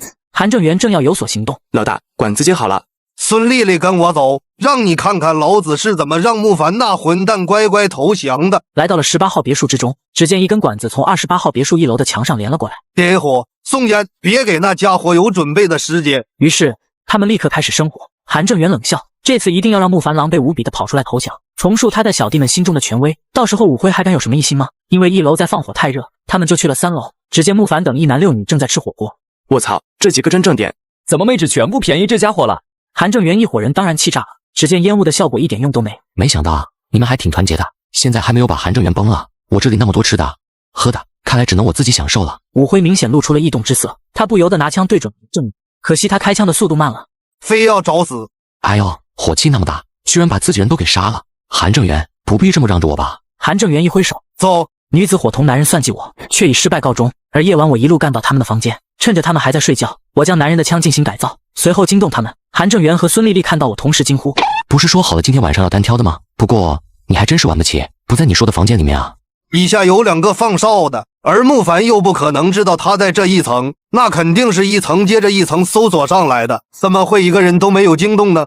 他不由用余光瞥了一下孙丽丽，不会是这女人偷偷和木凡有联系，通知了木凡自己睡在这一层，也是他帮木凡开的门吧？无论木凡有什么阴谋，被他用枪指着，那他至少不会输。木凡，你还真是胆大包天，居然敢摸到这里来，我很好奇，你不怕死吗？你弄得死我吗？韩正元离孙丽丽远一点，枪在我手里，你除了求饶又能做什么？跪下。你确定这把枪可以用吗？枪被动了手脚吗？他的睡眠很浅，可能发生木凡在身边对枪做手脚，他却一直呼呼大睡的事情吗？而且木凡既然都已经拿到了枪，为什么还要多此一举？对枪做什么手脚？直接崩了他，又或是用枪对着他不更好更简单吗？不说就算了，送你上路。他果断扣下扳机，只见喷出来的彩带。我的枪怎么变成这样了？我他妈晕啊！惊不惊喜，意不意外？我是不是应该唱一首生日快乐？他刚才把手枪改造了一下。你什么时候把我的枪调包的？木凡微微一笑，空间之门直接对他脸上，4支箭凭空射出。孙丽丽则是瑟瑟发抖。靓仔，不要嘎我！靓仔，不要嘎我！我什么都愿意为你做。恶心！送出1颗子弹让他领盒饭，接着收拾整栋嘎的人，全扔在了10号楼的1楼，并留下大字：多行不义必自毙，白眉大侠收工回家睡觉。次日整个10号楼都轰动了，这些人就好奇起来，白眉大侠是谁？这人也太恐怖了，一夜就把韩正元这帮人全部干掉了。会不会是木凡？怎么可能？这个人无比自私，只会独善其身。对啊，他一个人住在别墅里，吃好喝好，还能玩那美女，他会有这样的好心？而且晚上他肯定搂着女人睡觉呢。太多人持反对意见了，这时，一个男人站了出来。好了，为了不让你们继续瞎猜，我承认了，白眉大侠就是我。昨天晚上，我趁这帮人不注意，一个接着一个将他们杀掉了。好多女人立刻点头认同。这个男人叫吴墨风，他当然是乱说的。可看到这些女人看向自己的目光时，他就知道这事稳了。慕凡不是悬赏韩正元的命吗？我们拿他的尸体去要奖赏。他打铁趁热，转移大家的视线。等时间一长，他就坐实了白眉大侠的身份。听到这话，众人都是欢呼起来。慕凡为韩正元的命开出了10香水、10斤水果、10斤肉，还有100斤大米的悬赏。放现在，这绝对是无比惊人的巨款。一众人抬着韩正元就去了地下车库，而我则被手机的报警声打断的。你们做什么？你不是悬赏这人的命吗？他现在被我杀了，你该兑现承诺了。慕凡一愣，这人脸皮真厚，居然冒险他人的功劳。人是你杀的吗？韩正元是被4根箭射穿了4肢，你会射箭？我当然会了。行，你把弓箭拿来，对着尸体再来上几箭，我就给你兑奖。慕凡，你是不是想要赖账？我可是主办方，一切权利的解释归我所有。再说了，我只是让你证明一下是不是得奖的本人，这不是我这个主办方应尽的职责，总不能让人冒领了吧？箭我用完了，弓箭也被扔了，复现不了。没有证据说明是你杀的，抱歉，你对不了奖。吴墨风自是破口大破，在他蛊惑之下，其他人也对慕凡口吐芬芳。这做人啊，一定要有最基本的良心，不能被狗吃了。你们过来冒领奖励，岂不是对真正的英雄的伤害？一群男人不知道反抗，一群女人则是沦为鲲。现在被解救了，也不感谢一下人家，就跑过来冒领不属于你们的东西，真他妈不是东西！他骂爽了，就关掉手机。这混蛋果然耍赖不认账了，先回去。一众人回去，吴墨风就拉上一票精壮的男人商量起来。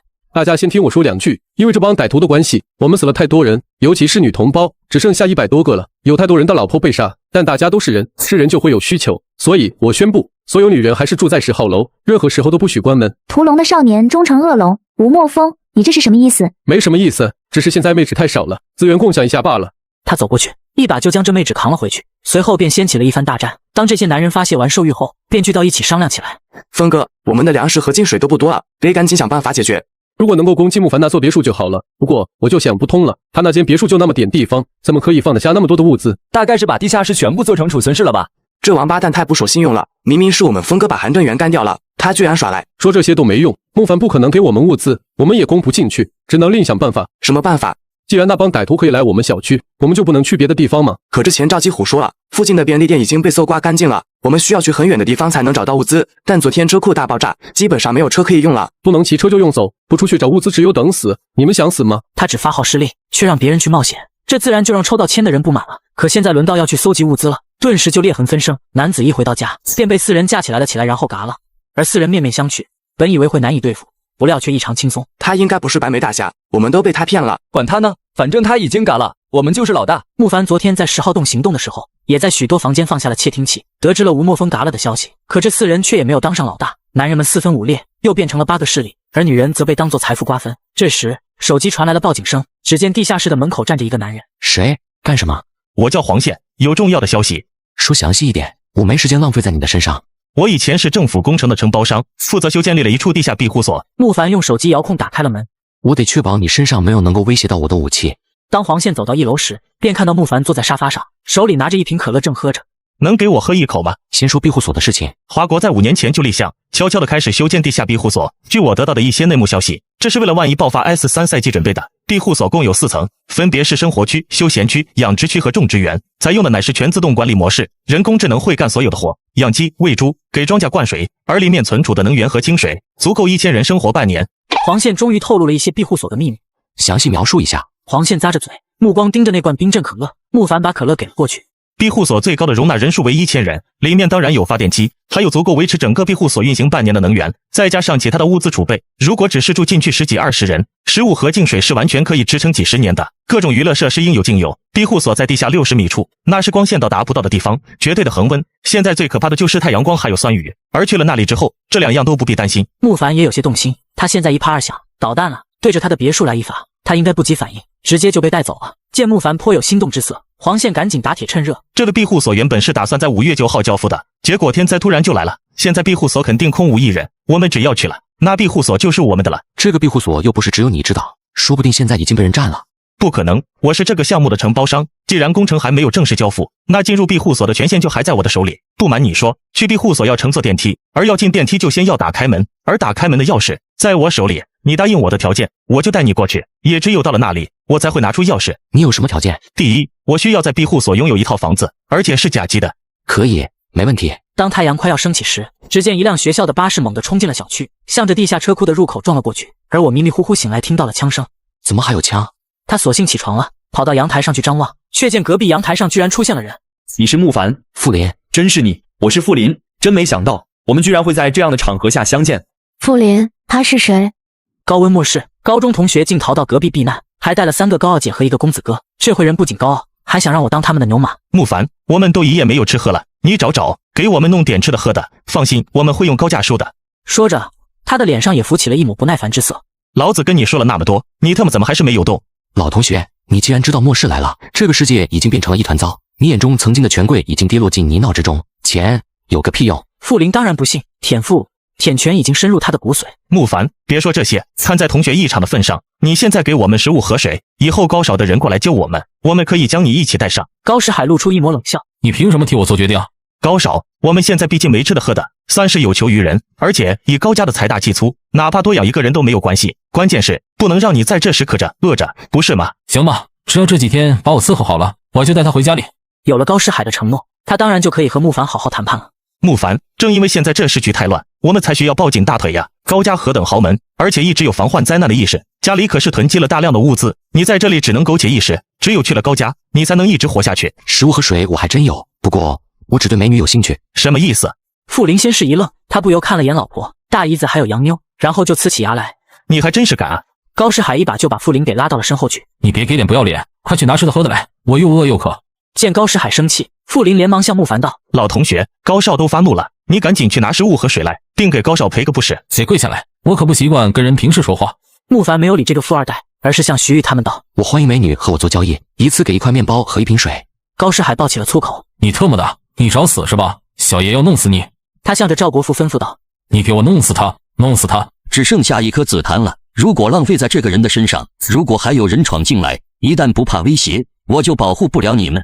高石海哼了一声，等家里派来的搜救人员到达，就让他们弄死慕凡，还要把小区里那些暴民也一并收拾了。慕凡，吃饭了。这时于初桐走了过来，高石海突然叫道：嫂子，你是高家老二？没错，我是高石海。嫂子，你怎么会和他在一起？于家的实力可不弱于高家，甚至还要稍强一些，而两家也结成了联姻，便是于初桐下嫁给他的哥哥高凌天。高石海立刻目露凶光：你特么敢给我们高家戴绿帽子？我和你哥哥并没有结婚，你别叫我嫂子。而且现在发生了天灾，曾经的婚约自然作废，从此各过各的。嫂子，你和我哥的婚姻可是由我们两家共同宣布的，别说海都市了，就是放眼全国，也有不少人知道。你现在悔婚，这不是在打我们高家的脸？于初桐懒得与他废话，向慕凡道：你不下来吃饭吗？帮我拿上来，你们又渴又饿，那正好，我吃喝给你们看。不一会，柳如燕他们便带着早饭上来了，十分的丰盛，强烈的灼热感让他们差点控制不住，要直接从阳台上跳过去。欢迎来做交易，现在就不奉陪了。六女不由感慨起这个世界之小，家里是不是又要添人了？那3个女人还没有资格住进来，顶多就是耍耍。避让另一边，高石海暴跳如雷，向赵国富道：你给我去隔壁崩了那个混蛋。第一，唯一的子弹花在此人的身上是否值得？第二，你们有没有想过，这小区里的人那么穷凶极恶，为什么没把慕凡打劫了呢？他有那么多的物资，而且一个屋子里居然有6个美女，换了谁能不觊觎？可他还是好端端的，这不诡异吗？听他这么分析，傅林等人都是一惊。傅林，你这个同学是个怎么样的人？家境普通，学习成绩也很普通，如果不是命好，生在海都市，他连考上本科都够呛。赵国富想了想，我去问一下这小区的人，你们锁好门吗？不用担心，我去就回。半个小时都不到，他就回来了。怎么样？你们可千万不要小看了慕凡。他把打探到的情况说了出来。只要那慕凡不来招惹我们，我们也万万不要去招惹他。我怀疑慕凡就是那个白眉大侠。听到他这么说，众人都仿佛戳破的气球，变得有气无力。突然，一道念头划过徐家姐妹和杨妞的脑海，他们倒是可以从慕凡那里得到食物和水，可是他们又愿意吗？邻居得知我存有大量物资，为了讨好我，竟然带着老婆和小姨子过来与我商议。你进来，其他人得在外面等着。傅林进来后，慕凡，这里好凉快。有事？慕凡，你是不是不知道高家有多么恐怖？人家可是拥有一个市值达到几百亿的公司，拥有这样一个庞然大物，高家的能量之大绝对超乎你的想象。然后呢？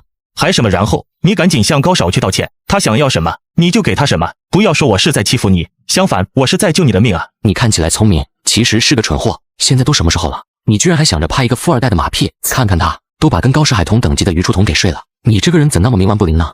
傅林心中生恼，顿时恶向胆边生。他既然已经进了屋子，而且面前也只有慕凡一个人，那拿下慕凡后，这别墅岂不是归他所有？老同学，你的眼神不对啊！一巴掌抽了过去，接着又是一个大比嘟。不要打了，慕凡，你饶了我吧。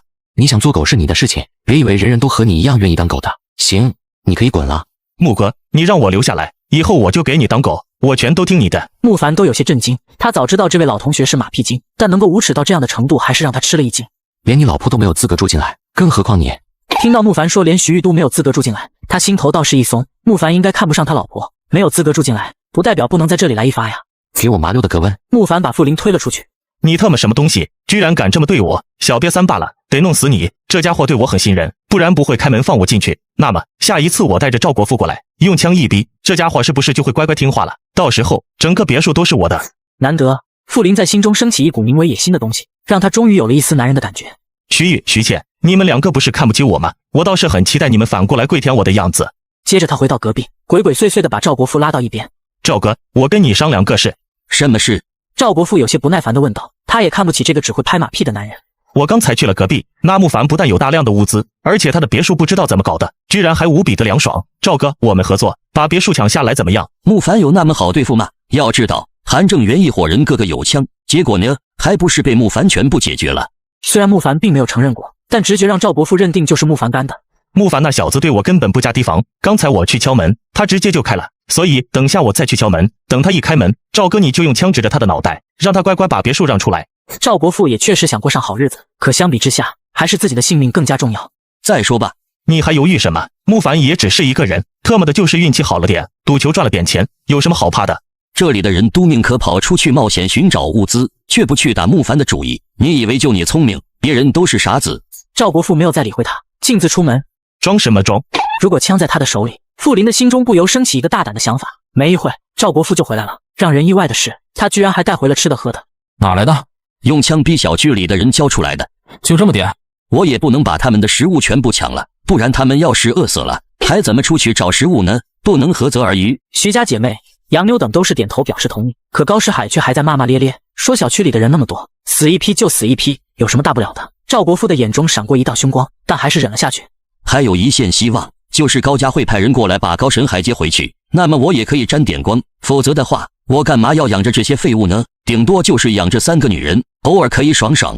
高诗海3两下就把食物和水吃完喝完。不够吃，不够吃。高少，你吃我的。高诗海劈手夺过，3两下就吃完了。我还要。傅林将老婆还剩下一半的食物送给了高诗海。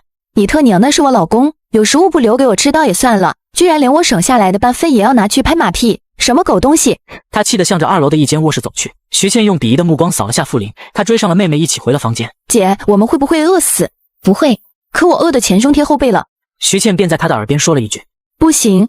都这时候了，你还有什么好顾虑？3从4德，这都是什么时代的东西？可是但这和做亏有什么区别？这是两码事。而且你想，就这么饿死渴死热死吗？指望傅林还是高家？就现在这条件，哪怕我们还在学校，高家的人都不一定能够找得过来，更何况我们还逃到了这里，又没办法进行联系，高家的人找得到我们吗？而且现在赵国富还肯跟我们分享食物，但再过2天，他肯定会滋生别的想法。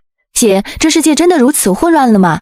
我也想一切回到从前，当我的校长，管着几千个人，但回不去了。我们走。两女来到1楼，径直就去了地下室。你们去哪？你管得着吗？徐家姐妹很快就来到了隔壁的地下室门口，铁门打开，徐倩毫不犹豫地走了进去。两女一进去，都是第一时间惊呼：安吉尔，你怎么在这里？高温末世，3个妹只为了得到食物，竟然主动送上门。于是我抬手一挥，都去洗澡。3女都是一惊。现在末世最宝贵的就是水了，你还用来洗澡？不过对于他们来说当然是求之不得的，连忙都挤进了浴室之中，而我也跟了上去，随后便给他准备了丰盛的晚餐。吃饭吧，毕竟吃饱了才有力气。徐家姐妹3人还没有意识到事情的严重性。5个小时之后，徐玉3人回到了隔壁。这么长时间，你上哪去了？我和姐姐还有安吉儿一起出去散心了。散心？这么热的天，地下室又一片漆黑，你特么跟我说散心？你是不是去了隔壁？不对，你的头发怎么好像洗过，身上还有香味？特么的，徐玉，你居然敢给我戴绿帽子！右手就扬了起来，没想到徐玉却先甩了耳光。傅林，你居然敢跟我吼，还想打我？从现在开始，我妹妹和你各走各的，从此再没有关系。你不是好奇吗？我不妨实话告诉你，刚才我们3个都去找了慕凡，也正如你猜的那样，所以我们才有早洗，才有食物吃。徐玉不由脸一红。我们还要去戈壁，他总会知道的，还不如现在就告诉他，让他有点自知之明，别每次都问东问西的。一边傅林都听得呆掉了，这个他一直看不起的老同学，贱人，我特么弄嘎你！一旁的赵国富毫不留情，一棍子过去，让傅林领了盒饭。握住了草，这是什么情况？放心，我不会赶你们。下次去木凡那的时候，把刚刚发生的事情向他说一下。三女只有答应的份，然后连忙上楼。高少，你家里的人什么时候可以过来？我不知道。高世海现在没有半点嚣张，差一点就要哭了。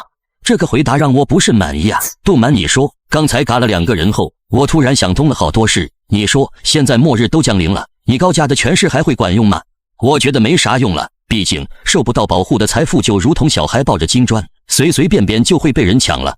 之前被困在学校里，影响了我的判断力，但现在你最好祈祷高家在3天内找过来，否则我可不想在这样的末世中还养着一个废物。说罢，他走了出去。既然现在是末世，他手里还有枪，何必还窝在这么一座别墅里？木凡对统治小区没兴趣，那他就不客气了。次日，他便解决了8个势力的头头，成了小区新的首领。傍晚，三女来到地下室。木凡，让我们住在这吧。你们说什么刺激了？徐倩连忙把之前赵国富的所作所为说了一遍，也没忘赵国富嘱咐他们的话。这个赵国富倒是个枭雄。在赵国富看来，他帮自己保下了徐玉三女，也解决了傅林和老外，自然是卖了一个人情给自己。玩具就这么被赵国富弄打了呀？住在这是不可能的。不过你们也放心好了，赵国富不会动你们，甚至他也会约束手下，不会对你们怎么样。木凡给了他们一些吃的，将他们打发了出去，接着去地下车库，手一抬，面前就多了一辆摩托车。在家里憋了半个多月，也该出去走一走了。目标呢，就去超市收点汽油吧。很快就来到加油站，一个男人拎着2把刀走了出来。把车留下，然后滚！作为这里的员工，你就是这么对待客人的？不怕我投诉你吗？你特么在耍我！傻子都知道现在是什么情况，你还当我是这里的工作人员？明显是故意的。他走了过来，说你是怎么过来的？你不是看到了吗？骑摩托车来的。我当然看到你是骑摩托车过来的。我是问，外面明明下着酸雨，你是怎么不让酸雨滴在身上的？这你就傻了，我骑的是摩托车，又不是汽车，怎么挡酸雨？不妨告诉你，我有特异功能，不怕酸雨。不对，你没有被雨打湿。很正常啊，天上下的可是酸雨，又不是普通的雨，怎么可能淋湿人？只会把人腐蚀掉。我免疫腐蚀，当然头发都没湿了。你他妈在耍我，干你呢！抡刀就要上，一过来他就凭空消失了。我直接将油罐全收走，然后进了超市，就发现里面还有一个女人被绑着，长相还行，勉强够到70分。那人呢？刚才出去的那人呢？木凡走了过去。不要杀我，我可以跟你上桌。我过去给他松了绑。我们快跑，外面那人太可怕了，他会杀了你。那人已经嘎了。嘎了？你嘎的吗？那人嘎了其他所有人，说人多智慧浪费粮食，而我没有嘎，是因为长得还算漂亮，他需要发泄。他重新将目光放到女人身上，倒不是对她感兴趣，就是感觉有些眼熟。哥，你带我走吧，只要你带我走，你想对我怎么样都行。你是葛奇？咦，你怎么知道我名字？我叫木凡，穆建国的儿子。木凡？你连我爸的名字都不记得了？哥，你提示一下呗。短短1年多，你居然就忘了？1年半前，江淮大道，你是穆建国的儿子。现在你还想求我带你走？1年半前，他父母因为交通事故双双离世，而制造这起车祸的便是面前这个女人。真是对不起，我补偿你。原谅你是我爸妈的事情，我要做的就是送你去见我爸妈。不要，我跟你说实话，那天开车的不是我只是替人顶包的。为了活命，你还真是信口雌黄。真的，那人叫吴泽涛，他喝醉了，我没有，所以发生事故后，他第一时间就跑了，我真得是为他顶包的。他是你老公？不是，他是我上司。把事情原原本本全部说出来，不然我让你去外面淋个痛快。我说，吴泽涛不但是我上司，而且我们2个还经常偷摸。出事那天，吴泽涛喝了不少，而当时我正在给他，结果就出事了。事发之后，吴泽涛就让我顶包，因为车是我的，他威胁我，如果我不给他顶包的话，我们2人的关系就会曝光，我不但会丢了工作，而且老公也会跟我离婚，我是被逼的，实在没办法。不过是鳄鱼的眼泪。吴泽涛住在哪？九龙花园8幢808。哥，你能放了我吗？真得很对不起，想怎么都行。木凡冷笑，一手把他收进了空间，让他感受绝望的滋味。半小时之后，来到了九龙花园的地下车库，一看车库里睡了好多人，我用一空间随便抓了个人，到1楼把那人丢了出去，他直接被疼醒。我问你答，明白没有？那人却没有好好配合，而是很嚣张地道：我们不是已经达成了停火协议了，你们居然还半夜偷袭，这是又想开战吗？木凡懒得废话，直接大笔兜，那人痛的眼泪都飙了出来。我问你答，明白了吗？你叫什么名字？你们小区现在是什么情况？我叫郑娟，你不是我们小区的吗？我们小区现在分成2派，一派以曹飞扬为首，另一派就是以我们吴泽涛吴老大为首。前些时我们2边为了女人和事误打得不可开交，现在达成了停火协议，各分一半区域，绝不会进入另一边的地盘。你们有多少人？200多，具体数字我真不知道，每天都有人嘎，不可能去统计的。你们有枪吗？怎么可能？我们要有枪的话，早就被曹飞扬他们打成孙子了。慕凡取出一瓶水，想要吗？他连忙点头，去把吴泽涛叫过来，这瓶水就是你的了。于是他黑灯瞎火的摸了回去。老大，老大，哈，大半夜的鬼叫什么？老大，刚才有个人把我掳走了，还揍了我一顿。啪，一记耳光就抽在了他的脸上。你他妈是在做梦吗？郑俊往身上看，伤没了。不远处，慕凡淡淡一笑，他又把郑俊收进了异空间，将对方的伤治好。等风平浪静，渐渐打呼声又四起时，慕凡就走了出去，很快就来到了吴泽涛的身边，伸手一按，吴泽涛便原地消失了。我前往加油站收集食用油，却遭到人阻拦，而我直接将他嘎了，还解救了一个女人。此人竟是杀父仇人，从他口中还得知了事件真正的主谋。我根据地址找到了他，并将他收入空间，随即找了一个地方扔了出来。你是谁？慕凡面无表情，只是一刀过去。只有我问你的份，没有你问我的资格，懂了吗？有话好好说，你要什么我都可以给你。慕凡又是一刀过去。前年11月份，你是不是酒后驾驶撞死了一对夫妇，还让葛琦让你顶包了？吴泽涛的眼珠子就转了起来，他心中猛地一紧。没有，绝对没有。慕凡哼了一声，又是一刀捅了过去。你否认也没用，我认定是你，那就是你。现在可是末世，我还需要讲什么证据吗？我说，我确实撞嘎了2个人，因为当时我喝了酒，嘎人是要牢里蹲的，只好让葛琦帮我顶包。我给你一个机会，只要你说出被你撞死的2个人叫什么，我就不嘎你。吴泽涛一愣，赶紧绞尽脑汁的想，慕凡就是一刀捅了过去。可惜啊，我爸妈连求你给个机会都不可能，就被你撞死了。原来你是他们的儿子，我才1条命，却杀了2个，已经赚到1个了。你杀了我吧，哈哈，老子不亏。你不会死的那么简单，今天你可以把所有的酷刑都体验一遍，我要嘎你100遍。慕凡对着吴泽涛一刀刀扎过去，意识都模糊了。慕凡伸手一按，将吴泽涛收进了异空间，然后又将他丢了出来。可就在这么一按一丢之间，吴泽涛身上的伤已经不翼而飞了。啊，怎么可能？说了要让你把所有酷刑受一遍，死100次的。4个小时之后，慕凡才终于把吴泽涛嘎了，接着便回了家。他看向隔壁，只见一个男人正站在阳台的窗边。慕凡，终于和你说上话了。有事吗？没什么重要的事情，只是有些话得和你说清楚。请。我猜你对统治这个小区没兴趣吧？没。我猜也是，所以我把这个小区接手了。现在所有人都归我管，不过毕竟你是地主，我怎么也得和你通个气，知会一声。行，我知道了。我会约束手下，这3间别墅为禁区，不会踏足一步。慕凡，你很神秘，也很神奇，我不想与你为敌，希望我们可以井水不犯河水，和睦相处。我这个人最爱好和平了。是，你最爱和平，所以你把左家3人都关了笼子，还逼疯了你的前女友，还有小区之前那些头头，不是被你悬赏杀了，就是神秘失踪，9成9就是你干的。那最好了，有什么事可以随时来找我。赵国富回到大本营，老大，我们每天只能弄回来这么一丢丢的物资，兄弟们都吃不饱喝不够，可咱们在你的带领下，现在可说是空前团结，实力无比强大。更何况老大你还有枪。老大，我们为什么不把慕凡干掉，抢了他的别墅，玩他的妹纸？其他人莫不微微点头，露出异动之色，也同时看向了赵国富。然而一鱼便飞了过去，直接嘎了。以后谁再敢说类似的话，先想想这个人的下场。赵国富看向高世海，高手，还有2天了。慕凡家中，我好好的看书，为什么你非让我坐你的腿上？坐我身上不比坐椅子上舒服吗？慕凡正要继续，却被手机的报警声打断。地下室门口站着的正是黄宪。保持好状态，我马上回来。慕凡把黄宪放了进来。慕凡，我可以不要庇护所的房间，不过你这套别墅得留给我，而且物资也要全部留下来。你好大的胃口，要知道你只是提供一个消息罢了，就想要一套别墅，还要全部的物资。关键是你这个消息并不是独家的，而且你还可以把这条消息卖给别人，给我制造麻烦。你先把庇护所的位置告诉我，我得去确认真伪，然后在我决定搬过去的时候，你把钥匙给我，我把别墅给你，公平吧？黄宪想了想，确实，慕凡如果没有得到确认的话，会头脑一热就放弃别墅找过去吗？行，我把位置告诉你，不过你没有钥匙根本进不了庇护所，因为要进庇护所就得坐电梯，而想要进电梯就得需要对应的密码。不过他不知道，等慕凡信心满满的跑过去，结果却被密码挡了下来，他得有多么绝望！可惜了那6个美人。黄宪不由心跳加快了几个频率，但下一刻他就被慕凡赶出了别墅。这家伙肯定隐瞒了什么关键信息，打算阴我。不过他可不知道我那么顺眼，足以穿过5米厚的墙。只要知道庇护所的位置，难道还能阻挡我？确认庇护所的位置后，就请你上路吧。从男人口中得知末世还存在一处庇护所，而我根据信息来到一处电梯，却有一个密码框跳了出来。黄宪可没有提这个。老黄啊，看来你真是活腻了。不过黄宪也是命不好，如果他能够再沉得住气一点，那可能再过几天雨就要停下，到时候他完全可以自己跑过来。慕凡把自己收进了异空间，利用瞬移就来到了一个巨大的地下庇护所中，而且里面的装修更好，让他啧啧不已。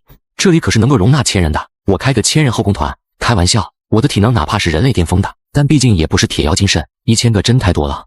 了解一番，我便回了别墅。次日一大清早，黄宪就来敲门了。怎么样？你昨天去找庇护所了吗？他现在特期待慕凡去证实庇护所的消息，那么两人就可以完成交易。他真是太想拥有这座别墅，更期待慕凡进入庇护所，却被电梯密码挡住，不得不重新回来找自己。现在出去一趟又不是以前去逛街，需要做太多的准备了，怎么可能说走就走？没去啊？那给我来点喝的。你我之间又没有完成交易，你不觉得老是从我这里拿东西过分吗？还想要喝的？黄宪一愣，我们不是合作愉快吗？再说了，我真没有骗你，庇护所真有大量物资，你用这幢别墅跟我换其实是打赚。既然这栋别墅以后就是我的，现在我喝一瓶可乐不过分吧？我还没有证实庇护所的真伪，万一你骗我呢？慕凡把黄宪请了出去。今天晚上如果酸雨停了，我倒是挺期待你去找庇护所的，到时候发现自己的钥匙不管用，脸上又是怎样的表情呢？回到1楼时，宋清允他们已经准备好了早餐，徐玉3人在阳台等我，见我没有现身，就只好过来敲门。我没打算理会，买家没有现身，只能亲自上门卖报了。臭男人，吃着碗里的，还在想着锅里的。过些天打算给你们一个惊喜。隔壁徐玉3女，今天晚上好热，前天晚上开始就热了，只是今天更热。这么热，晚上还怎么睡觉？太困了，自然就会睡着了。如果可以住在慕凡那就好了。听到这话，徐倩和杨妞也莫不露出向往之色。虽然他们只进过地下室，可即使是地下室也凉爽宜人，更何况还能洗澡呢？臭男人，耍了我们还不让我们睡在那里？男人都是大猪蹄子。半夜时分，一群人进入了启东城。老大，从车辆的痕迹来看，学校那帮人最后是进了这个小区。金月则点点头，先抓些人问问情况。没多久，他们就抓来了2个人。大哥们，不要杀我，我跟你们混。你们知道一个叫赵国富的人吗？随后枪声四起。次日，宋清允6女起床后，便纷纷说起了昨晚的枪声。真的也在打枪啊？我还以为自己是在做梦呢。这个小区里怎么突然又有枪了？而且还不少。慕凡来到阳台，只徐玉3女都是望眼欲穿。怎么了？你没有听到半夜的枪声还有惨叫声吗？慕凡，求求你，让我们住到你那里去。无论你要对我们怎么样，我们都答应你。不用担心，要是有歹人来了，我会处理。你怎么处理？你在隔壁啊。没过多久，他就听到了3女的尖叫声。我前往隔壁，开启空间之门，2颗子弹射出，分别射向那2个男人。我提着其中一个男的走向隔壁。我要审一下这人到底是怎么回事。来到地下室。你叫什么名字？我叫严烨。你们老大叫什么？为什么要来这里？我们老大叫金月泽，他要找一个叫赵国富的人。之前是不是你们攻入一个外国语学校，逼得赵国富他们逃跑的？你怎么知道的？这一刻他差点认为慕凡就是赵国富。那你们找到赵国富了吗？没有。在慕凡的逼问下，他一五一十说得清楚。昨天他们开始寻找赵国富，但很快就把其他人惊醒了，于是就爆发了战斗，把小区里的人都镇压住了。但赵国富却趁这个机会逃走了。他们2个找到了隔壁别墅，没找到赵国富，却发现了3个美女。本来打算，结果还没有怎么样就一死一伤。慕凡随手把盐液扔进了异空间。金月泽找赵国富干嘛？都带着枪，应该是有仇吧？不然赵国富何必跑路？是不是？这么看来，其实高世海、徐玉一帮人都是被赵国富连累了。而金月泽倒是没有轻举妄动，而是先问小区里的人，得知28号别墅中住着一个狠人，把别墅打造得跟个乌龟壳似的，还有大量物资。金月泽的第一反应当然是不信了。谁没事会把自己别墅打造的连炸都炸不坏的？你们一群傻逼！于是他就带着手下来到了地下车库。老大，这家伙的门墙都是改装过的，得用大型切割设备才能扩开。金月泽皱了皱眉，一开始他真以为是开玩笑，谁会把别墅打造成一座钢铁城堡？这特么居然是真的！去敲门。高温末世，男人带人来砸墙，殊不知我早已对墙进行了改造。然而男人不但不当回事，还进行挑衅。你小子是不是不敢出来啊？你特意下来找我，想说什么？金月泽更加不爽，语气好像是他上级似的。赵国富在不在你这里？你把他交给我，小区里的女人随便你挑，甚至我可以给你2把枪。既然你已经打探过我的情况，难道不知道我自己不缺女人吗？那你想要什么？我不想要什么，只是随口问问，无聊吗？拿你耍耍也行。金月泽有种抓狂的感觉。我不妨告诉你，赵国富是我一定要嘎的人，你如果要包庇他的话，你也会一起嘎。你别墅里物资再多，又能够坚持多久？我派人天天把门口守着，只要你一露头，我就崩了你。咦，之前好像也有人这么威胁我的，只是你们不可能知道，我手里的物资多到夸张啊！你在威胁我？当然，这也是事实。我劝你立刻把赵国富交给我，不然你就给他陪葬吧。呀，看来跟赵国富真是深仇大恨了。赵国富啊，赵国富，你可是欠了我一个天大的人情。空间之门打开，子弹扫射，枪林弹雨之间，眼前的人都嘎了。接着回到阳台，用喇叭道：“老赵，没死的话出来收昆体。”1个小时之后，只见赵国富出现地下室门口。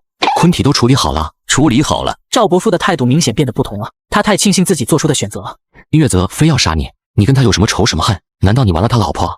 这事说来话长，我年轻的时候不懂事，跟着一伙人称兄道弟，月泽就是这伙人的头头。一开始只是收些小费什么的，但后来要去做牢里蹲的事情，我没有参与，还去报了警，后面就来找我报仇了。后面的事你也就都知道了。另外，慕凡，谢谢你，你有需要的时候，我随时可以把命交给你。说罢，他转身离去。慕凡自然不会放在心上，他准备尽快搬到庇护所去。夜晚，一台摩托车驶入小区。这些摩托车还能开，所以这些摩托车的车胎都是特制的吗？也不一定，如果提前把气放掉，车胎就不会爆了。他们晚上跑来这干嘛？如果说是为了物资的话，去各个商超才对。那么只有一个可能，他们是为了人而来的。另一边，这伙摩托车手很快就找到了赵国富，把高少交出来。赵国富讶然，这些人来势汹汹，却居然是为了高世海。高家的人怎么称呼？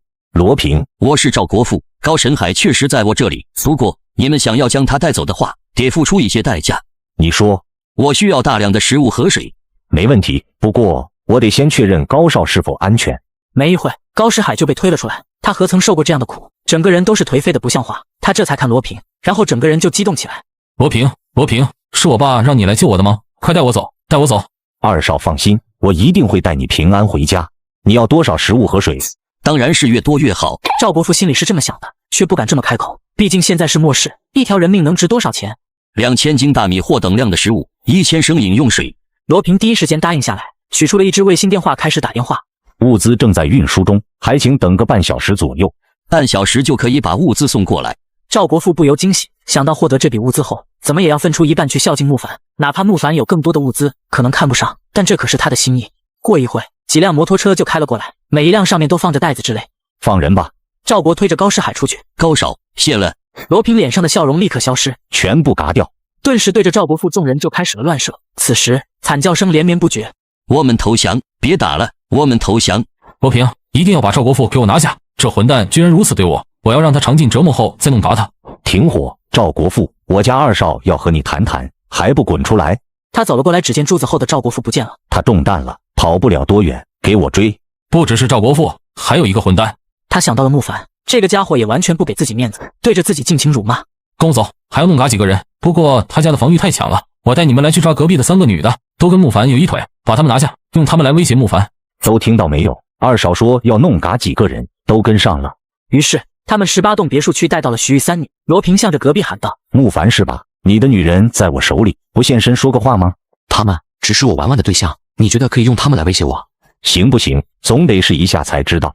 混蛋，你没有想到本少还有脱困的一天吧？之前我是虎落平阳，才被你们这些狗崽子欺负，现在本少又成了高高在上的高家二少，所以你今天一定要死。我本来还想说，你只要主动投降，我可以饶你一命，但二少既然都这么说了，那很抱歉，你必须死。高世海夺过一把枪，对着徐玉3女：你们给我骂慕凡这个混蛋，谁要是让我不满意了，我就崩了他，而谁要是让我高兴，我就把谁带回高家。高尚，我们跟你，那慕凡不是东西，耍了我们，还把我们丢在这，不管不问，我们当然选择跟着高尚了。好，你们2个过来站好了。高石大笑，又看向杨妞：你也过来。这一刻，安吉儿的念头转动得奇快，于他来说，现在要做的选择无比关键。我是慕凡的女人，哪怕死，也不会为你做那么恶心的事情。哦，你们给我按住了他，让他知道我的厉害。他看向隔壁，慕凡，本少可不给你面子哈。就在此时，突然一声枪响，杨妞想要投靠我，却被男人阻挡，还让2姐妹对我百般嘲讽。殊不知我觉醒了空间异能，利用空间射击将他们队长击倒，众人直接被吓傻。是谁？你到底是谁？你刚才不是很横的吗？子弹接踵而至，直接都领了盒饭。我来到隔壁，徐寨立马变脸。慕凡，你可真是厉害，刚才我们迫于无奈，只能被逼屈从，但是我们心里都是向着你的。徐玉点头不已。你一定要原谅我们，我们真是被逼的。好，我原谅你们。来了2发也领了盒饭，慕凡才看向安吉儿：你很好。谢谢，我的主人。我捡起了罗平的卫星电话，随后将一边的赵伯父放入空间治疗了一下，然后将杨妞带回了家，便让杨妞去洗澡。亲爱的慕，要不要一起洗？我打算前往，电话竟是响了起来。我来到阳台接了电话。接回我儿子了吗？不好意思，罗平暂时接不了电话，恐怕以后也不行。你是蛇，别伤害我儿子，有什么条件尽管提，我都会满足你。我要苍井空，你可以给我弄来吗？哈，我可以给你物资，不管是食物还是清水，你只要开口，我都可以满足你。行啊，我要1亿吨牛肉。老高居然不生气，你先让深海跟我说几句话，我得确认他的安全。除非你会鬼语，不然可没办法跟你儿子说得上话了。你竟敢搞我儿子，不管你是谁，我告诉你，你死定了。那你可要快点来，过几天我要搬家了。夜晚来到隔壁，经过治疗的赵伯父竟然变异了，他变得强壮无比。慕凡，又是你救了我，不过我现在是什么情况？为什么力气这么大？还有，我好像好饿。我只是帮你取出了子弹，帮你包扎了一下伤口。至于你的力气为什么变大，我也不知道。不过蓝鲸每天都要吃掉好几吨食物，力量大，消耗大。我到底昏迷了多久？2天。我被子弹打中，2天伤就好了。虽然这很梦幻，不过确实就是真相。过了几分钟，赵国富才接受了现实。我先去找点吃的。赵国富既然醒了，他当然不可能再去投喂。过了一会，便见赵国富背着一只极大的袋子过来。我已经吃过了，而且我相信以后不用再担心食物的问题。这些东西给你，我知道这跟你2次的救命之恩比起来根本微不足道，但也是我的一片心意。好，我收下了。突然，引擎的咆哮声传来。高家的尾巴。昨天老高打电话问我要他的儿子，我说他永远见不到了，好像他挺生气的。赵国富大笑，来得正好，我正好试试现在的实力。木凡，你在别墅里不要出来，我会把他们全部解决。好。赵国富立刻消失在了黑暗之中。是不是要去老高家一趟？总不能老是你来打我吧？而且高家应该有许多物资，包括能源，好一趟绝不会没有收获。不过老高家在哪？木凡取出卫星电话，电话就响了起来。你想怎么死？老死。可惜你只会横死，相信我，很快就可以听到你的惨叫声了。是吗？你住哪？要不我亲自来拜访你吧。不必了，等下我大儿子会把你的人头带回来，用以祭奠我小儿子。咦，把大儿子都派了出来，你就不怕痛失2个儿子，没人送终吗？就让你现在嚣张一下，等下你会后悔现在没有自杀。没过一会，他就来到了战斗发生的地点。木凡不由讶然，老赵居然被人挡了下来。有意思，真有意思，像赵国富这样的人居然还有，所以不只是他，赵国富，还有其他人也。怎么说呢？进化了，变异了。我一口气发射了10几枚子弹，高家大儿高凌天便顶不住了。住手！住手！我可以不报杀弟之仇，以后井水不犯河水，不然的话，我真要拼起命来，你们中也得有一个给我赔命。我掏出冲锋枪，哒哒哒哒哒哒，高凌天也领了盒饭。木凡，多亏你出手。我走到高家唯一的活口面前，我问你答。我回答你了，你能放了我吗？当然，毕竟我也不是什么杀人魔王。你们那里有多少人？火力情况如何？老高名高善远，曾居自家经营的皇城酒店，与高凌天及同僚同住顶楼总统套房。末日来临时，酒店有备用发电和食物储备，保证了生存。而且高家还出了高凌天这么一个超人，手下顺从。酒店限约50人上流。木凡看向赵国富，去不去高家走一趟？当然要去了。他2次差点都死在高家人的手里，怎么可能没有怨气？好，先回去准备一下，5分钟后小区东门集合。回到家，卫星电话响了起来。凌天，人抓到了吗？真是遗憾，没有。老高顿时倒抽凉气，大儿子的电话居然落到了木凡手里，这说明什么？我儿子呢？你问哪个？你特么的，我大儿子。其实你不用具体问哪个儿子，因为他们的结局都一样。你在胡说八道，我家老大是异能者，是超人，你怎么可能杀得了他？你是在故意激怒我。行，你就先自欺欺人一回，我等会就让你们父子3人团聚。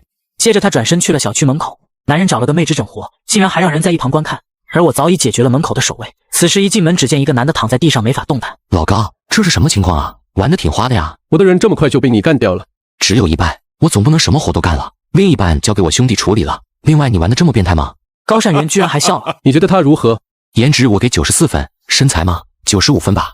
这男人叫柳志栋，是他的老公，也是我的合作对象。本来是来考察，准备给我公司投资的，结果末日来了，你把我家老大杀了，我总不能断后吧？你还真是坦诚。这么极品的妹纸我也可以送给你，用她的命换我的命，怎么样？你要是不答应的话，我只好一刀两断。他推着美丽少妇离木凡越来越近，突然将少妇推开，左手的枪进出来。木凡，没想到我也是异能者吧？高善毫不犹豫地开枪，然而却居然没有一颗子弹打中他。下一秒，高善就消失了。快点放开我！我爸是柳传奇。我走过去，一脚踩上。柳公子好大的威风，可我最讨厌别人对我吆五喝六的，一不小心把你踩嘎了咋办？你特么的是不知道我爸是谁？他的脾气如此之臭，你是怎么受得了他的？少妇不答，眼神中充满了恐惧。柳之栋没有看到，但他可是亲眼目睹了高善元的凭空消失，自然将木凡视为魔鬼了。混蛋，放松开你的脚，跪下来向我道歉。稍加用力踩，他就不敢说话了。不要嘎我，不要杀我，我把他送给你，你不要嘎我。柳之栋，你还是人吗？你是我老婆，为我牺牲一下又怎么了？而且我他妈都没有碰过你，你有什么资格指责我？你不会是同性恋吧？这么漂亮的都不碰。之前耍得太野，中招了，现在正在治疗，打算治好了就要孩子，结果末世就降临了。木凡露出魔鬼般的笑容。太太怎么称呼？她叫张玲玲，之前是小百花乐剧团的，还是台柱子，我追了好久才追到手的。我看向张玲玲，有没有恨不得嘎了她的感觉？她都可以将你随意送人，你还对她抱有什么希望吗？柳之栋则是吓坏了。你不能这样，我已经让他都跟你了，你不能杀我。张玲玲赏了柳之栋一记耳光，柳之栋直接就嘎了。杀伐果断，女中豪杰。是你干的。放在末世前，我高低告你一个诽谤，不过现在嘛，无所谓了。他直接瑟瑟发抖了。不用这么害怕，我这个人向来平易近人的。赵伯父出现在门口。木凡，我没有找到高善元，反正他的手下全部嘎了，哪怕逃走了，也只是一只没有牙齿的恶犬，伤不了人。再说了，他儿子嘎了，可能已经被手下夺权杀了吧。赵伯父缓缓点头，张玲玲则是沉默着不说话，让木凡满意的一笑。走，回家睡觉去。放心，我这个人绝不会用枪，那多没意思啊！我只是带你去我家里做下客，身为一个好客的主人，怎么可能对客人有什么企图呢？明天晚上等天黑可以出去了，你想离开的话，我绝不会阻拦。三人在路上遇到了拦路虎，赵伯父直接被撞飞了，直接把张玲玲吓得够呛。大美女啊，真漂亮，今天的运气真不错。这帮人大呼小叫着，张玲玲吓得浑身颤抖。为什么这帮人会如此凶残？木凡搂了他一下，欢迎来到末世。这帮龟孙子居然在路上设了障碍，摩托车有一辆算一辆，都会被绊倒。晚上没了酸雨，让太多人可以出来，都给我去嘎！赵伯父冲了过去，如虎入羊群，掀起了一场单方面的屠杀，几分钟便搞定了。不过他的摩托车已经报废了，只能走回去了。那我先开回去了。我邀请妹纸去沐浴，妹纸不仅不生气，还脱了个精光。只因高温末世降临，水变成了非常稀缺的物资，而我早已在末世前收集了2级冰山。完事后睡个觉，熬夜可是女人的天敌。要给你面膜吗？你是在开玩笑吧？自从末世降临，哪还能洗澡？直到次日下午，我才走出了浴室，手机报警响起，有人来访了。竟然是黄县小区被几拨人来回侵占杀伐，这家伙居然都没有嘎，一直活到现在，真不容易。木凡，你到底什么时候去庇护所？不急，再等几天。你不急我急啊！黄县都要跳脚了，我特么腰也嘎了，你再不去，我们的交易就作废。他威胁道，这也是他唯一可以使用的手段。那就作废好了。黄县没办法，只好愤愤离去。很快来到夜晚，已经环顾完的张玲玲站在一边。参观结束，你现在要做出选择了，留下还是离开？留下的话，呵呵，需要付出什么代价你应该清楚吧？你有10秒钟的时间做出选择，不然我默认你选择离开。张玲玲则是紧张，哪怕她心里已经有了决定。你就不能默认我不回答，就是愿意留下来吗？故意的。原来你不想留下来，行，我这个人从不勉强他人，那就再见吧。他推着张玲玲往门外走，这下张玲玲可无法矜持了。你非要这么羞辱我吗？张玲玲一把抱住木凡的腰，我留下来，我想要留下来。木凡毫不意外，接着出去了一趟，找到了赵伯父，把一部卫星电话递给对方，保持联系。我正打算搬去皇城酒店，那里晚上可以吹空调，我只要能够获得足够的能源就行。有了这个，我就不用担心联系不到你了。我欠你的太多，煽情的话我就不说了，也不会说，我只放下一句话，以后你只要有用得到我的地方，只要打个电话我立刻就到，哪怕是上刀山下火海，皱一下眉头我特么就是8王的。好，我记下了。夜晚8女就全部来到1楼集合。走，带你们去个地方。8女莫不讶然，原来木凡将他们半夜起来不是为了荒唐，而是出门玩。木凡直接在路上放出一辆房车，看到这一幕都难免震惊。别发呆了，上车。很快就来到了地下庇护所。各位美女，欢迎来到新世界。天哪，这真是庇护所，不应该称为一个社区吗？你们可以去挑自己住的地方，随便你们是想一个人住一套房，又或是几个人共住一套，反正人少房间多，想怎么住就怎么住。8女自是欣然答应，纷纷去挑中意的房子了。不一会儿，人工智能突然响起：主人，有未经授权人员来到庇护所入口。应该是黄县来了，投放出来。另一边黄县不能理解，密码没错，可为什么门却开不了呢？请示经授权人员立刻离开，这里属于禁区，否则将出动警卫人员进行逮捕或驱逐。这时，人工智能的声音突然响了起来。黄县一愣，他连忙拿起钥匙：我是这里的管理人员，这是钥匙，看清楚没有？这是钥匙。请未经授权人员立刻离开。黄县心中一动，抓我吧，快抓我吧，哪怕被抓进庇护所也好啊，那里可是地下几10米深的地方，绝对是恒温的，不可能受太阳风暴的影响，而且进去之后还能被饿死。木凡道：帮我接通声音。是，主人。咦，这不是阿黄吗？黄县脸上充满了震惊。木凡，你不是去找物资了吗？怎么找到了这里？你不是说要过几天才去庇护所吗？为什么在这里？你这个不守承诺的家伙，抢了我的庇护所，卑鄙无耻，快还我的庇护所！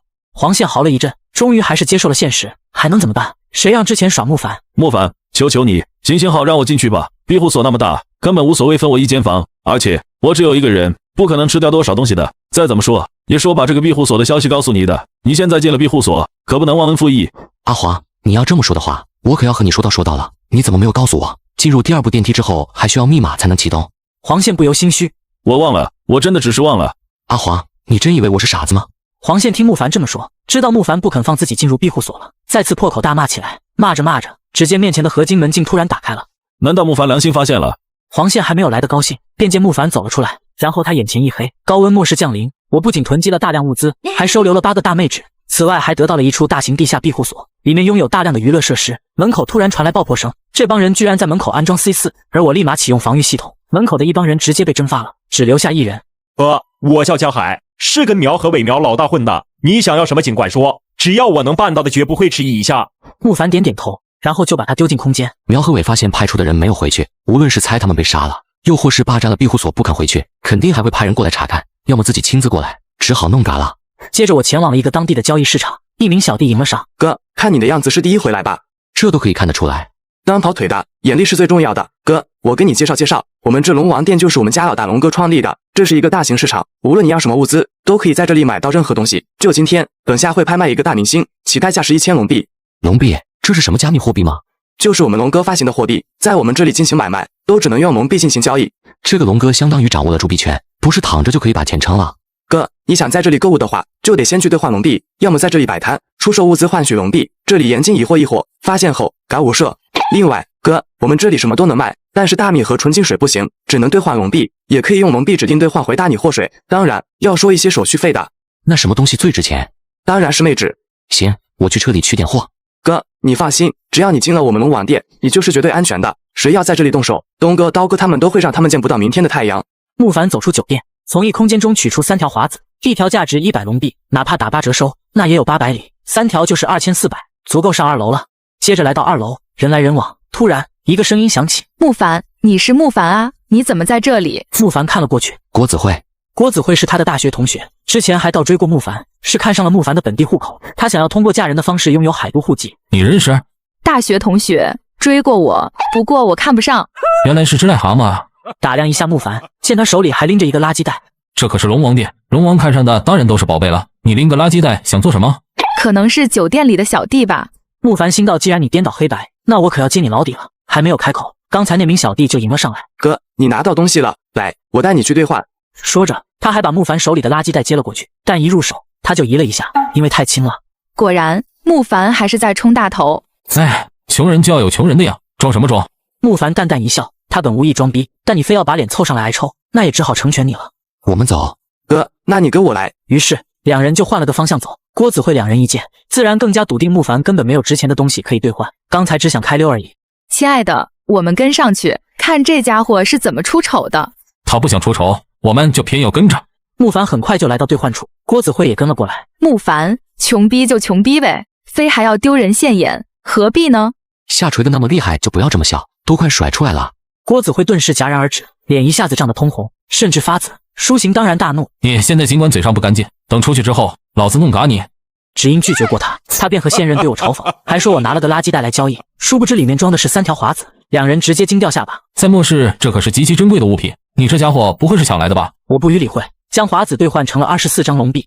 哥，您收好，您跟我来，我带你去2楼转转。郭子慧和舒行都没缓过劲来。亲爱的，我也想去2楼。去个屁！上2楼至少要1000龙币的资产，我这兜里100都不知道有没有。在2楼逛了好一会儿，觉得没意思，便打算回去了。哥，要不要去10楼潇洒一把？虽然 KTV 暂时不能用，因为太耗电了，不过找个全套按摩还是挺享受的。慕凡只是笑笑，连拿出来拍卖的大明星他都看不上。那要不去1楼的游戏厅看看？慕凡依然没有兴趣，接着便出了酒店。只见舒行一帮人走了过来，把龙币，然后跪下来向我求饶，我可以考虑不杀你。快跪下来，爬过来舔我的血。我女人说的话，你听到了没有？舒行用手枪瞄准慕凡的大脑，我瞬移过去，直接将两人重创。小弟都默不瑟瑟发抖的连退几步。这2个人就归你们了，随便你们怎么处理。那几个小弟面面相觑，突然就变得凶狠起来，将两人拖进黑暗。明天再去龙王殿摸摸他们的底，他们到底有几个进化者，实力又如何？然后叫上赵国富，把这帮人全部解决了。这样的话，我直接接手龙王殿不就好了吗？慕凡取出卫星电话就打给了赵国富。有什么事要我干嘛？慕凡就把自己的想法说了一下，而听到居然有人还开了一个交易市场，直接自己印钱。卧槽，这比抢银行还赚！抢银行要完犊子的，现在印钱可不会，不过得有强大的实力支持才行，不然就是给他人做嫁衣。我们什么时候动手？我明天再去看看，确定一下这伙人的实力再说。行，我等你消息。次日中午时分，慕凡悄然出动，很快就到了龙王殿。龙王殿竟然1个人都没有，不过天气这么热也是。很快赵国富打来了电话，我在龙王殿的外面了，我立刻出来与你会合。不远处，赵国富正靠在一辆摩托车的边上。慕凡，我已经开始兴奋起来了。我们进去。好，都听你的，你说打谁就打谁。两人进门，立刻有一名小弟迎了上来，却不是昨天那个。哥，你来了，今天要玩点什么项目？去楼上搞2把。半个小时后，我利用空间异能已经赚得盆满钵满，而门口却来了个不速之客。今天赌场暂停营业，不相干的人都给我滚！一帮人直接走到一旁看戏，去通知龙哥和刀哥，让他们赶紧过来。孟立东去摇人了，当然也不急着开战，向着慕凡笑道：“老兄怎么称呼？”我姓展，单名一个龙字。展龙哥吗？你特么的，你赢那么多，你这家伙绝对有出千。慕凡拿起一颗骰子，用力一捏，里面却露出了一颗金属球。孟立东就说不出话来了。你这家伙想打龙王殿的主意，准备好怎么干了吗？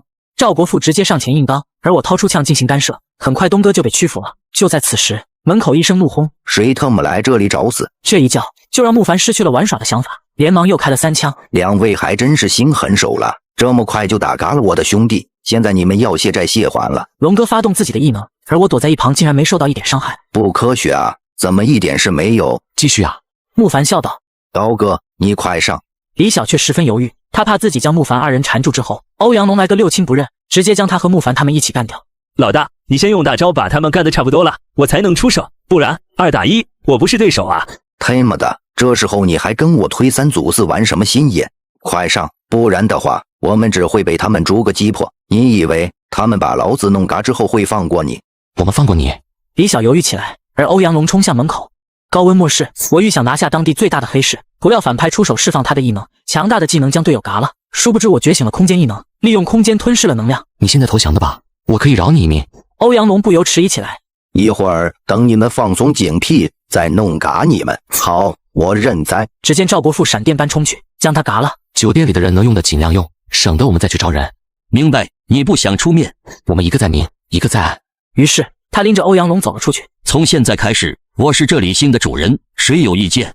谁敢有意见？连龙哥都嘎了。以后叫我赵爷。慕凡站在赵国富的边上，仿佛他的小弟。好，既然大家都服我，那你们只要好好替我办事，没什么二心，那一切都和以前没什么两样，都去忙自己的。赵国富挥挥手，示意众人散去。两人开始商议，这个市场一切沿用以前的模式，包括龙币还是手填金额外加盖章，而且盖的还是欧阳龙的章，货币而已嘛。接着两人查看了一下酒店库存，龙币就已经超发的厉害，至少是库存物资的300%。无妨，我明天运一批物资过来，把这个窟窿填上。赵国富则是长长的松了口气，他们打下龙王殿是为躺赚的，而不是多一个负担。在消耗方面你得抓一下，不能这么铺张。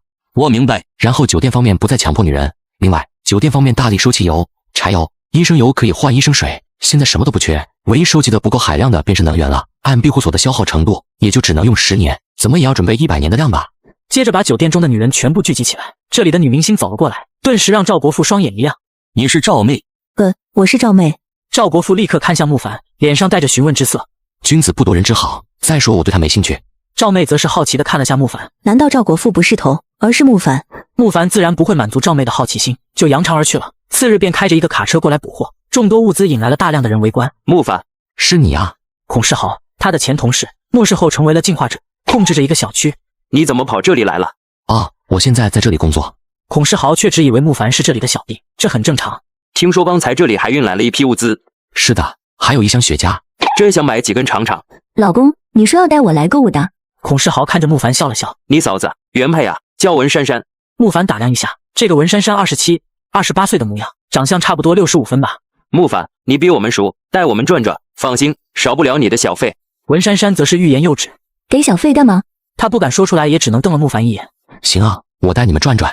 1个小时后，结果让他们大为震撼。文珊珊还真买了一些东西，但加起来也就花了10个龙币。离开的时候，孔世豪还给了慕凡2龙币当小费，被文珊珊狂翻白眼。离开的时候还在说：“你给他2龙币干嘛？1龙币就够了。”没事，毕竟同事一场。你啊，现在就爱冲大头，白白浪费了2龙币，我都才花了10龙币。没事没事，明天我们再卖一些物资，弄个100龙币，让你买个痛快。真的，老公，你真好。慕凡伸了个懒腰，他又去能源区看了一下，现在一共收了600升汽油和柴油，还是相当可以。他把这些能源装车，然后开车离去。男人开着跑车来到酒店，身旁还有个大美女，迎来了众多人围观。其中有人上前喊：“柳如烟，你什么时候成了慕凡的女人？不可能，慕凡有哪方面可以和自己比？”可把孔世豪嫉妒死了，这可是曾经的上司，公司的女神啊！因为主人救了我。他走向慕凡，跟你商量个事，我给你100龙币，你把柳晴让给我怎么样？而且你只是个普通人，守不住这样的尤物。孔世豪殊不知这整栋酒店都是他的，而且手里的龙币也是他印出来的。慕凡咂咂嘴：“你妹只卖吗？我出10龙币，只耍1个晚上。”慕凡，你他妈敢羞辱我？不是你先打我女人主意的吗？慕凡，你有点自知之明好不好？刚才我已经说了，你只是一个普通人，根本不可能拥有这样的美人，肯定会被人抢了过去。你让给我，至少还能得到100龙币。慕凡没有跟他废话，而是向柳晴叫道：“走，我们去楼上转转。”孔世豪哪里还顾得上其他？在公司几年，他对这女人真是朝思暮想，做梦都想。柳晴，以后跟着我怎么样？我可是进化者，掌管这一个小区，手底下有100多人。你跟了我之后，吃喝完全不用担心。柳如烟没有理会，而一旁的文珊珊她的正主极其愤怒，这样的老公要了干嘛？不如跟着我主人。两人走进了酒店，孔世豪见状，连忙跟上，不料门卫竟没有阻拦。那我不如直接把这个龙王殿抢下来。孔世豪跟着来到4楼，不由色心大发，弄嘎慕凡，就在这里把柳如烟拿下。他走向慕凡，身形若隐若现，接着想要扭断慕凡，不料慕凡一脚蹬出。怎么可能？你也是进化者吗？孔世豪惊呼，他终于明白慕凡原来是扮猪吃虎。我是进化者，不过你是吗？孔世豪不由一惊，身上力量突然好像没了。我的力量呢？我的力量呢？是你干的，是你干的，是不是？慕凡淡淡一笑，慕凡，我错了，我错了，求求你把我变回去。慕凡没有理他，而是向文珊珊道：“10龙币1个晚上，这生意做不？”文珊珊立刻答应下来。那是我妹纸，让你打我女人的主意。刚才要不是我比你强，现在就是你踩着我的身躯玩我妹纸了。大家都是成年人，要为自己做出的选择负责。孔世豪用尽力气冲上前，我直接将两人吸入空间，接着看向柳晴，带你去大床房逛逛。很快又到了次日，我带着于初桐去了龙王殿。我房间看着日报，让于初桐自己去逛逛了，他却与另外一个女人发生了争执。怎么了？无论玩什么，他都非要凑过来。你是他男人？不错。我要他，你给不给？你居然是个拉拉，不给。你在这里应该也算是说的话的人吧？差不多吧。我们换个安静点的地方谈谈。你不怕我把你吃了？就凭你。慕凡带着他来到了4楼，这里就安静无比了。我叫柯娇娇，住在京华苑那边。前些天我们几个老大就和欧阳龙说好了，他会拿出龙王殿50%的股份给我们。现在欧阳龙被你弄死了，我们这50%的股份只能向你要了。欧阳龙答应你们的事情，与我何干？欧阳龙可不是善茬，可怜他都答应了我们的要求，你不想一下其中的原因吗？无非是你们比较牛，欧阳龙怕打不过你们，又或是拼得2败俱伤，所以才让你们分了一杯羹。差不多就是这样。所以你打算和我们为敌吗？你把它让给我，我甚至可以不要我那份股份，按照约定，我可是能够拿10%的，一下子让你省了这么多，这份礼够大了吧？拿我的东西当礼物送给我，你还真是大方。我可以给你换一条思路，以后就给我当个通房丫头。于初桐固然俏脸通红，瞪了他一眼，柯娇娇更是气得胸膛都要爆炸，她燃烧起来，一道道火焰飞了过来。我将空间之门张开，一大片水就喷涌而出，飞冲过去，这一下直接把柯娇娇干懵了。你们这些老大一共有几个人？又各有什么能力？手底下有多少人？别以为你是女人我就不会杀你。我告诉你了，你会放过我吗？不会。那我为什么要说大不了同归于尽？你怎么跟我同归于尽？我将他身上异能转移了，而柯娇娇刚想说话，她的能力没了。你对我做了什么？没什么，你的能力是火焰，而我的能力恰好是让所有进化者的能力无效化，所以我的能力一发动，你就是一个普通人。柯娇娇慌的一批，我绝不会说的。让我想想，你既然喜欢女人，那肯定就讨厌男人喽。恰好我就是个男人，而且是一个强壮无比的男人，你有福了。女子竟然是拉拉，还想拿下我身边的妹子，没想到我是异能者，一招就制服了她。我给你一个选择，就是以后在这里当个3把手，我同样给你10%的份额。我接受，要是不接受，他指定得弄嘎了。接着我把赵国富叫了过来，把柯娇娇一伙人的事情说了出来。怎么办？他们全是异能者，我们只有2个。无妨，我研究出了一种药剂，可以让人在24小时内拥有进化者的实力，这也是为什么我要你培养听话忠心的手下。虽然现在急了点，但姑且先用着吧。你去找10个人来，我把他们暂时变成进化者，你带着他们去一趟，把剩下4个进化者都解决了。赵国富则是震惊无比，他连忙去选人了。20多分钟后，赵国富带着10个人过来，我将他们改造成了进化者，便让他们前往收拾苗和伟那帮人。很快到了晚上，木帆全部解决了，辛苦了。以后他是这里的老三，分他1成收益。另外有什么事也可以让他去办，千万别省着。没问题。随后我便带着于初桐回去了。他不住在这里。当然，木帆的神奇和强大你根本没有数。强大我知道，神奇也是很神奇，但是他也是王八蛋，居然带着美女跑了。次日我带着程牙去了龙王殿，而门外一帮人吵吵闹闹的进来赌场，其中还有2人被绑着，还不到20分钟他就输光了所有的龙币。他妈的，真是倒霉。他把被俘的男人推了出来。有没有富婆想要买这个男人的？看看这长相，十足十的美男子，现在便宜卖了，谁出100龙币就可以带走。慕凡眉头一皱，赌场中的小弟便纷纷走了过去。这位大哥，我们龙王殿严禁买卖人口。他的手下便猛地掏出了枪，对着那名小弟。什么破规矩，现在还不让卖人了？老子不信这个邪，偏要卖。龙王殿又如何？老子是降龙罗汉，是龙也得在老子面前趴着。慕凡便走了过去。你是这里的负责人？慕凡点头。行，那我就问你，我能不能在这里卖人？龙王殿内禁止人口买卖，而对于破坏规矩的人，从来都只有一种下场。壮汉一拳飞了过来，我给轻松的接住。壮汉一惊，老弟，不打不相识，我叫蒋立朝，给你个面子，既然这里不让卖人，我就出去卖好了。说着，他就要带人走。坏了规矩，就这么拍拍屁股走人？你特么怎么和蒋哥说话的？快特么道歉！蒋立朝笑道。那你想要如何？留下一只手。老子已经很给你面子，你非要咄咄逼人。要么留下一只手，要么死。老子今天就要好端端的从这道门中走出去，看谁能够阻止。说罢，他就开始倒退而行。给老子打！呛声大作，一场乱战就此爆发，而我冲上前一拳就干掉了。随后的人也被抓起来审问，其中2个被绑的我单独审问。这位大哥，你能放了我们吗？我们有钱，可以给你许多钱。末世都30多天了，你难道还没有醒吗？2位怎么称呼？我叫谭亚生，他是我内人陈兰。我以前是海都大学的古文学教授。末世降临后，我们一直躲在家里没有出去，还好食物和水都足够，可坚持了1个月，还是把物资耗尽了，也没有等来救援。为了活下去，我出门去寻找食物和水，结果物资没找到，反倒把歹人引回了家。他们怎么可以这样？完全不尊重人权。你有没有想过以后要怎么活下去？谭亚生不由泛起愁来。他第一次出门寻找食物，就把歹人给引到了家。我倒是有一个办法。什么办法？以后你们就在这里工作，我提供给你们1日3餐。随后便将2人安顿在这里，便回了庇护所。而此时门外又有人来捣乱了。既然你送上门来，那就顺手把你解决吧。高温末世，本以为庇护所能提供片刻安宁，却没想到一帮人竟然在我的庇护所门前撒野。不仅是因为觊觎我的资源，还看中了我身旁的8个大妹子。于是我带着其中的2个大妹子前往电梯。老大，电梯动了，都先别动手，这可是我们以后要住的地方。眼见门迟迟没有打开，苗和伟叫道：慕凡是吧？我知道你在里面，你要是识相的话就赶紧出来，我的武器足以能把这里夷为平地。你要是出来，我考虑给你小职位当当。木哥，这些人来者不善，我们怎么办？不用担心，一群跳梁小丑而已，你们在这里等着，电梯一开，我会亲自迎接他们。外面的苗和伟越发嚣张。慕凡，我给你3秒钟，再不出来，别怪我不客气了。电梯门缓缓打开，慕凡迈步走了出去。慕凡，你终于出来了，这才乖吗？现在给你个机会，跪下磕3个头，喊我一声爹，我就放你一条生路，让你当个小头目怎么样？你确定你能活着离开这里？慕凡，别给脸不要脸，我可是有足够的火力把你打成筛子。老大，跟这种人废什么话，直接干掉他，妹子我们自己选。没错，这种窝囊废有什么资格站着这么好的地方？嘎了他，这庇护所就是我们的了。听到了吧？你根本就没得选，你是想现在跪下磕头，还是等会儿被我们打成筛子再后悔？我再给你一次机会，带着你的人滚出我的地盘，否则……苗和伟准备下令开火的一瞬间，空间异能将他们武器吸入其中。你刚才说什么？要打成筛子？看来你们的火力不太够啊！你竟然是异能者，你不早说，你放了我们吧，我们给你做牛做马。我没有废话，便让他们领了盒饭。随后我将昨天在龙王殿中救下的女人带回了庇护所，并带她逛完了整个庇护所。她原本已经心灰意冷，对未来感到绝望，现在却突然又升起了对于生命的渴望。想住在这吗？住在这里条件是什么？目前包括你我在内，这里一共有10个人，除了我之外，其他人都是我的妹纸。想要住在这，那就当我的妹纸。陈兰还在犹豫，慕凡从异空间中取出一些水果就吃了起来。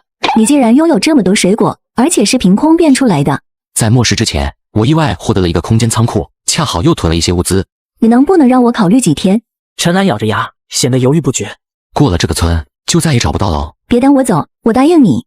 先吃饱了，等下才有力气。慕凡从异空中取出一些食物，全是热气腾腾的。直到次日下午，带着张玲玲去了龙王殿，只见谭亚生走了过来。什么事？我夫人呢？你不知道她去哪里了？今天早上我想联系她，可对讲机那边一直没有人回答。我有点私事要和我夫人说。那你自己上去找她吧。谭亚生不疑有他，便点了点头。当谭亚生来到10几楼的时候，便见一个妹子迎了上来。谭亚生本想拒绝的，却没能硬得下心，因为自从来了这里，他整天都想着找老婆，先放一边吧。一名手下快步走来。老大，有个自称叫荆轲的人想见你，他说他是进化者，想在我们这里谋个差事。现在龙王殿已经有3名进化者了，再来一个，数量上都超过了龙爷时代了。让他过来。慕凡打量了一下，你想加入龙王殿？有这个想法，不过我得确认一下，这个龙王殿容不容得下我？哦，那你想怎么确认？很简单，你们的进化者能压得住我，我就当小弟；压不住的话，那不好意思，我可要当老大。慕凡拿起对讲机，赵国父，过来一趟。荆轲，你想投奔龙王殿？是，不过要先过过招，看看你们这儿有没有让我服气的。好啊，我也正想看看你的实力。走，外面空地见。荆轲身上泛起银色光芒，你先来。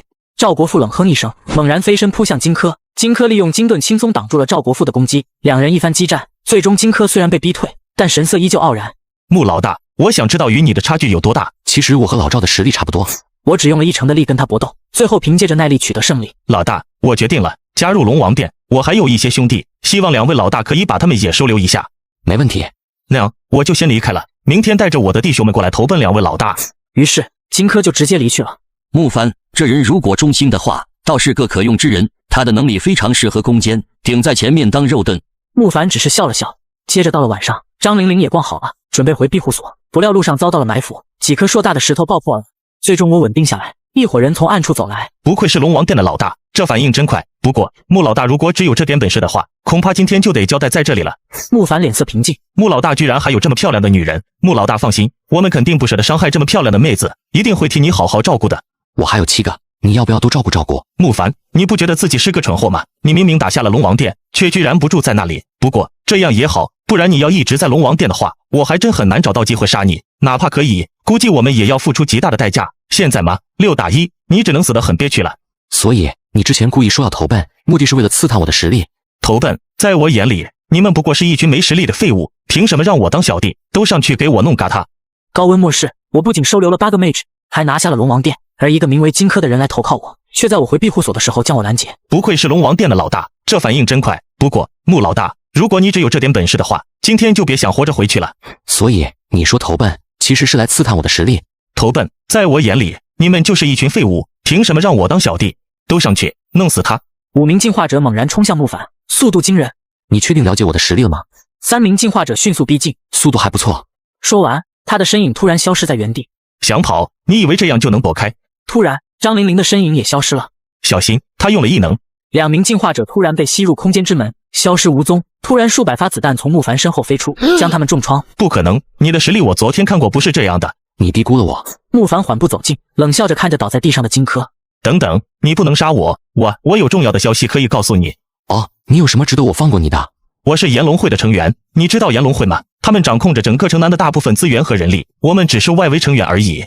穆凡眉头微皱，他之前从未听说过炎龙会的存在，但荆轲的语气中并没有虚假。炎龙会，我从来没听过。他们是一个庞大的组织，首领是龙炎，实力深不可测。你如果杀了我，炎龙会很快就会知道，他们不会放过你的。这世道上不放过我的人多了去了，也不差你们一个。你不懂，龙炎从来不会容忍任何挑战他权威的人，他麾下有3大护法，个个都是顶尖的进化者，而你现在的势力根本不足以对抗炎龙会。如果你敢动我，他们一定会发动全面攻击，摧毁你的一切。你说的倒是挺有意思，但你一个小喽啰，怎么知道这些内幕消息？我虽然只是外围成员，但负责炎龙会的对外联系。龙炎很信任我，甚至有时候他会派我去和其他幸存者聚集地谈判或收集情报。你放过我，我可以帮你获取更多有用的信息。你觉得我会相信你一个求饶的俘虏？我知道的比你想象的更多，比如炎龙会最近在准备一批生化人，计划对你们的龙王殿发动突袭，这是他们为了重新掌控北城区的关键一步。你不知道的，这场战斗已经不仅仅是抢夺地盘，他们想要彻底摧毁你，震慑其他帮派和势力。如果我放了你，你如何证明你说的是真的？荆轲连忙从口袋里摸出一个小型通讯器，这是炎龙会内部用的加密通讯器，我能联络上他们，你可以让我打电话给他们，以我的身份试探一下他们的计划。穆凡接过通讯器，仔细端详了一会儿，然后点点头。你最好别耍什么花招，否则我保证你会嘎得很难看。我不会耍花招的，我只求你能保住我的命。夜晚，穆凡将荆轲带回了庇护所内，穆凡便回房间睡觉了。荆轲靠在墙边，脸上挂着冷笑。穆凡，你以为这些破玩意儿就能困住我？你是没见识过我的本事。他盯着眼前的铁门，一股奇异的震动波动从他的指尖扩散出去，铁链开始发出细微的颤动声，随后啪的一声断裂开来。这种水平的禁锢，也就骗骗小孩子。他利用异能屏蔽了一切金属警报器，来到了电梯旁，一个人却出现在了眼前。你以为就这么能跑出去？这里可不比你想象的那么简单。我说是谁呢？原来是穆凡的女人。怎么，你打算自己拦我？你真以为自己能全身而退？穆凡如果过来，肯定会要你的命。所以我不打算等他过来。我看得出来，你对穆凡也没那么信任吧？你留在这儿，不会觉得憋屈吗？说着便不由得走了过来。你到底想干什么？荆轲没等他做什么，将他直接带走，到一个偏僻的废弃仓库外。好了，到了这里，穆凡那家伙暂时追不到我们。你到底想干什么？我们不能一直躲着。蹲着，我为什么要躲？你真的以为我是为了逃命？别天真了，我可是炎龙会的人，我要做的是把穆凡的老巢连根拔起。什么？你在骗我？别这么惊讶，我从一开始就没打算真的投靠穆凡。现在他的庇护所已经在我们的掌控中，今晚龙岩老大会带人直接杀过去，连根拔起。至于你最好老实一点，陈岚愤怒的挣扎，想要反抗，但荆轲牢牢抓住了她的手腕。你卑鄙，我居然被你骗了！别这样，你也有你的价值，你得帮我跟慕凡传递一些消息，让他以为你们还有一线希望。做梦，我不会帮你的。你没得选，如果你不想慕凡连同那些人一起死，就听我的，我会让你活下去。陈岚眼神中闪过痛苦和挣扎，但最后她选择了沉默。高温末世，男人不仅夺走了我的妹子，还带来了3个异能者，企图将我庇护所占为己有。只见异能者用毒液侵蚀了电梯门，荆轲嘴里叫嚣道：慕凡，我劝你识时务，投靠炎龙会才是你的出路。只要交出龙王殿，你和你的妹子们都不会有事，甚至还能继续留在这里。我从空间中走了出来。荆轲，你们就用这些小伎俩来威胁我，看来炎龙会也不过如此。慕凡，我知道你自视甚高，但这次你没得选了。你看看，现在连陈岚都站在我这边了，他已经明白谁才是强者，何必再顽抗呢？陈岚，你以为背叛了我就能在炎龙会立足？你不过是被他们利用的棋子。棋子，炎龙会强大到你想象不到的地步，别说我，就连你也不过是他们的一块踏脚石罢了。慕凡，别嘴硬了，交出龙王殿，我们炎龙会保你一条命，否则你知道生化人能把你腐蚀成什么样？生化机器毒液瞬间激射，而毒液在半空中被空间力量吸收。你以为凭借这些手段就能翻盘？别自以为是，你不过是苟延残喘，等着被我们慢慢蚕食罢了。生化机器给我加大力度。慕凡冷冷一笑，手一扬，空间飞去熔浆球，随手抛向3个生化机器，熔浆瞬间爆发。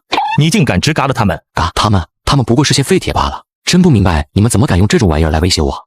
荆轲气得脸色铁青，额头青筋暴起，握紧拳头。但就在他还未发作的时候，陈岚突然走了上前，脸上挂着一丝虚伪的笑意。慕凡，我也是被逼的，炎龙会太强了，我根本没办法反抗，你知道的，我从来都是跟着强者走的。现在我知道你才是最强的，所以我愿意回到你身边。陈岚的语气中满是谄媚与讨好，眼神里带着些许挑逗。你还真是识时务，谁强就跟谁，背叛我的时候倒是够痛快，现在又想装可怜回到我身边。慕凡，强者为王吗？我一直都知道你最强，只要你愿意，我现在就可以给你。哈哈哈，我可不缺你这一个。突然一股强大的力量将他包裹，随后将目光转向荆轲。现在轮到你了，荆轲，你以为你能在我面前嚣张？真是个天大的笑话。荆轲眼神惊恐，连连后退。慕凡直接将他提了起来。慕凡，我可是炎龙会的人，如果你敢杀我，炎龙会不会放过你的？炎龙会不放过我，他们敢来，我照杀不误。至于你已经没资格在这里威胁我了。荆轲冷汗直流，从口袋里掏出对讲机。对，我是荆轲，快来救我！慕凡要嘎我，快派人过来！我可是炎龙会的核心成员，你们不能不管我。荆轲，你还活着？我还以为你已经被干掉了呢。那几台生化机器就是个初级的实验品，你搞砸了这次任务，自己保不住命，还指望我们来救你？别逗了！荆轲愣住了，他没想到炎龙会竟然会对他的生死毫不在乎。荆轲，你别搞错了，炎龙会不缺你这种废物，任务失败了，你的命就不值钱了，我们可没空救你，真要救你，也是浪费我们的时间。再说了，你觉得我们在乎你死活？荆轲气急败坏，晕了过去。看来你对炎龙会的忠诚可真是没什么价值啊，荆轲。这时，对讲机里传出一个更为低沉的声音：莫凡是吧？荆轲这个废物已经不值一提了。不过，我们倒是对你产生了点兴趣，你的手段不错，不过单凭你一己之力，无法与我们抗衡。我们已经将北城区的大部分势力都覆盖了。你们炎龙会又能奈我何？不就是一群废物堆里挑个强点的渣子吗？我们炎龙会想要什么？从来没有得不到的东西。不过，既然你有本事活下来，我们也不介意做个交易。交易？我不稀罕和你们交易什么破玩意儿。不急着拒绝，莫凡，你应该很清楚，你提供我们需要的东西，我们可以给你相应的好处，甚至免去你与炎龙会的直接冲突。免去冲突，真是好大的恩赐。你们缺的是食物，而我什么都不缺，也许缺一些能源。对方沉默了一会儿。3天，我们会带上能源，但你最好不要耍任何花招。莫凡，只要你们带够东西，花招我不屑于耍。3天后见吧。回到庇护所，柳如燕准备了丰富的晚餐，米小璐则慢慢的靠近我。慕凡，我听说你明天要去龙王殿，带上我吧，我可是很久没出去走走了。想跟我去龙王殿，看你今晚的表现如何吧。第2天来到龙王殿，赵国富早早就在门口等候。穆老大，昨天有个女人突然跑到龙王殿门口，说是您的亲戚，她带着一群手下，非说要见您，还闹了好一阵，说要认亲，但我们从来没听您提过这人，不敢贸然行动。带我去见见她，我倒想看看谁敢冒充我亲戚。高温末世，女人假扮成我的小姨子，不仅在我的地盘私自贩卖物资，还挑拨成员关系，甚至让一群手下霸占了食堂。你们倒是挺能耐，敢在我眼皮底下耍这种把戏。妹纸看到我，立刻笑着走过来。慕凡，你终于来了，这都是小事，今天就当我请大家吃饭，给你个面子。面子？你倒是给我上了一课。大家可都知道我是你的小姨子，你这么不给面子，不太好吧？就是啊，慕凡老大，您可不能为难自己亲戚，亲戚之间小打小闹，没必要这么认真吧？他故作轻盈地走到我身边，微微轻声：慕凡，我们可是一家人，何必弄得这么僵？你知道的，在这末世，像我这样的人可不多了。赵国富突然冲了过来，神情紧张。穆老大，外面来了个妹纸，自称是你未来的妻子。她说你曾在末世前答应过她一场婚礼，结果现在来兑现承诺了。这又是哪来的疯妹纸？不仅如此，她还带了一群亲友团，整个龙王殿门口已经被他们围得水泄不通，很多幸存者都被她说动了，甚至有人开始质疑你。这妹纸声称末世前你俩有婚约，甚至还拿出一张末世婚书。我靠，要不要这么离谱？我来到龙王殿大门口时，妹纸连忙走了过来。慕凡，你终于来了，大家都在等着呢。你是谁？慕凡，才这么久没见，你就忘了我了？我们可是有婚约在身的。接着他拿出婚书，开始大声朗读。慕凡亲笔承诺，在末世到来之日，将与我玲玲正式结为夫妻，共同掌控龙王殿和未来的所有资源。就在他话音刚落的瞬间，又走过来一个妹纸，正是林普。慕凡，我的小妹来了，居然也没通知我一声，真是太不懂事了。玲玲立刻笑了起来。普姐，我这不是想着给慕凡一个惊喜吗？毕竟我们马上就要举行婚礼了，你不怪我吧？怎么会呢？你可是我未来的弟媳妇啊！我怎么不知道自己有这个小姨子和未婚妻？周围的幸存者们早已开始窃窃私语，显然他们已经被这对姐妹的表演搞得云里雾里。你们说的对啊，我真是有福气，两个这么能干的妹纸做我的亲戚，我怎么能不疼你们呢？玲玲更是开心，上前拽住我。慕凡，我就知道你不会让我们失望，毕竟咱们才是一家人嘛。这么能干的亲戚，我当然要好好照顾你。你说的对，咱们是一家人，那你可得好好表现表现了。玲玲眼中闪过一丝慌乱。你可真坏，怎么突然这么温柔了？是不是打算今天就让我和姐姐好好表现呢？别急，等你们在地下室好好表现之后，我再好好疼你们。玲玲和林仆的笑容瞬间消失。慕凡，既然你不给我们留面子，那就别怪我们不客气了，动手。两名一直站在他们身后的手下，手臂上伸出锋利如刃的爪子，一前一后冲向我。我利用空间异能直接将两人吸入空间。玲玲终于彻底慌了。慕凡，我们只是开玩笑，别当真，我们只是想活下去而已。对啊，我们姐妹俩也是被逼的，你可是大人有大量，不会计较这些小事吧？赵国富，带他们下去，好好审问，问清楚他们的身份和背后主使。要是不说，就让他们尝尝龙王殿的规矩。赵国富立刻上前，毫不留情将他们两个带走。回到高层，米小璐走了过来，手里拿着几件小物品，随意的摆在桌上，显得有些疲倦。今天市场上乱七八糟的东西真不少，其中有一块石头额外的亮眼。这是从哪弄来的？这块石头是从市场上一个小帅哥那儿买来的，觉得好看就买下了。我拿了起来，莫名的能量竟然涌动起来，接着准备带米小璐回庇护所，不料窗外突然飘起了鹅毛大雪，气温急剧下降。我透过窗户注意到远处驶来3辆运输车，这也还没到约定的时间，怎么就提前过来交易了？随即来到会议室，提前到了，希望你不介意。我们这次带了满满3车能源，按照原定条件，1车能源换你们10吨物资，公平交易，上扬。你们觉得这是在耍谁？1车能源的价值，撑死能换5吨物资。现在可是大雪天，能源比黄金还珍贵。你们龙王殿食物再多，没有能源怎么撑过这个冬天？我们这价格已经很仁慈了，换别人恐怕只会更苛刻。5吨物资换1车能源，我答应了。慕凡老大果然痛快，5吨物资换1车能源，这交易划算。这个家伙恐怕还不知道他得到的物资根本对我来说不值一提。此时为首的臣子眼神中露出一抹贪婪的神色。既然咱们交易这么顺利，我倒是有个更有意思的建议。我们炎龙会再加2车能源，买下他的陪伴如何？他留在我们那里，待遇绝对不会差。你们想拿2车能源买米小璐？莫是嘛，妹纸也只是资源之一。既然你有物资，我没有能源，加上1位美人，这交易不是皆大欢喜？极寒降临，男人不仅高价卖我能源，还打起了我身边妹子的主意。莫是嘛，女人也只是资源之一。而我反手一句，那10吨食物买下你的人头，怎么样？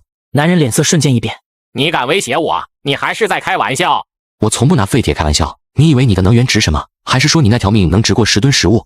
你真以为你能一直这么狂？别仗着自己有点手段就看不起我们炎龙会。仗势欺人，只有弱者才会这么认为。你来谈交易，却把脑子丢在家里。你真觉得你龙王殿就无敌了吗？今天你敢这么羞辱我，等我回去绝不会放过你们。如果你还有命回去的话。乔可的愤怒至极，并且燃烧起来，聚集一颗火球砸向我。我利用空间吸收，这点小把戏也敢拿出来献丑？乔可脸色惨白，显然没料到我能如此轻松化解他的攻击。你最好别动我，炎龙会的老大是我舅，你要是把我嘎了，后果你承担不起。抬手一挥，空间波动瞬间涌动，乔可的身影仿佛被卷入虚空一般。靠关系能活几天，也不看看自己几斤几两。转头看向乔可的手下，能源留下，车给我开空回去，把今天的情况带回去回报炎龙会，告诉他们不把我龙王殿放在眼里，送来多少人我嘎多少。龙王殿侧门，炎龙会手下狼狈的开车离去，我随后安排赵伯父卸货。穆老大，我现在就带人去卸货，真的不需要我一同前往吗？你看好龙王殿。我转身走向一处空地，从虚空中取出一台车，朝逃跑的运输车追去。雪突然越下越大，几乎看不见前方的路，只能暂时躲在一栋废弃的建筑里避难。该死的天气，今天追不下去了。随后从空间拿出食物和火炉。木凡，你这空间还真是无敌，这些年你到底藏了多少东西？正当我准备闭上眼睛稍作休息，楼上传来了一阵细微的声响。有人在上面。我开启了空间感知能力，感受到楼上确实有个人活动。走到2楼的瞬间，停下，别过来！你们是什么人？我们是路过的幸存者，这里没有物资，我们只是暂时避难而已。正当我准备逼他们离开时，男人突然开口：等等，我们手里有一样东西，或许你会感兴趣。男人掏出一块紫色的石头，和米小鹿的那一颗一模一样，体内的空间异能竟然微微波动起来。这是我们在一个废弃实验室里找到的，据说是某种能量石，如果你愿意，我们可以交换，给我一些食物。随手从口袋里取出几块干粮，男人接过。虽然我不知道这块石头有什么用，但这么漂亮，你夫人一定很喜欢吧？我觉得你还能再多给些吧。我再给你一把子弹怎么样？两人便灰溜溜的走了。半夜时分，大门突然被砸开，2个壮汉和一帮小弟。壮汉身边还有刚刚交易过的人。听说你小子有物资是吧？现在下雪了，水倒是不缺了，逆时相片，把物资交出来，当做房租了。这块地方可是我承包的。小子，你可真走运，连末世都能有这么个漂亮的妹子。今天不如这样，物资给我，妹子留下，咱们的事好说。你们以为自己能活着走出这里？找时，挥起一把巨大的锤子，准备朝我砸来。我手一挥，他的锤子直接不见，随即他便如粉末般被空间的裂缝吞噬。看来能量石的作用挺大的呀。另外一个壮汉直接懵了。你是异能者，我们没惹得起你。是这个男的，他带我来找你的。我冷笑一声，整个人瞬间被空间吞噬，直接消失无踪。别杀我，别杀我，我什么都说。说吧，你还能有什么价值？我是个情报贩子，我知道很多地方。如果你给我一些粮食，我能告诉你一个废弃实验室的位置，那里残留着不少稀有物资，包括之前你见过的那种紫色的石头。我掏出了一些干粮，他连忙拿出地图。这里就在这个位置，废弃实验室就在这座山的脚下，入口很隐蔽，但我可以画出来给你。我将地图拿了过来，他便拿着干粮离开。次日，雪似乎小了一些，我看着地上的轮胎印，继续跟随运输车的痕迹。暴雪末世降临，男人得知我会上门，不仅布置好陷阱将我的车引爆，还雇佣了异能者与我对抗。殊不知我觉醒了空间异能。木凡，你果然来了。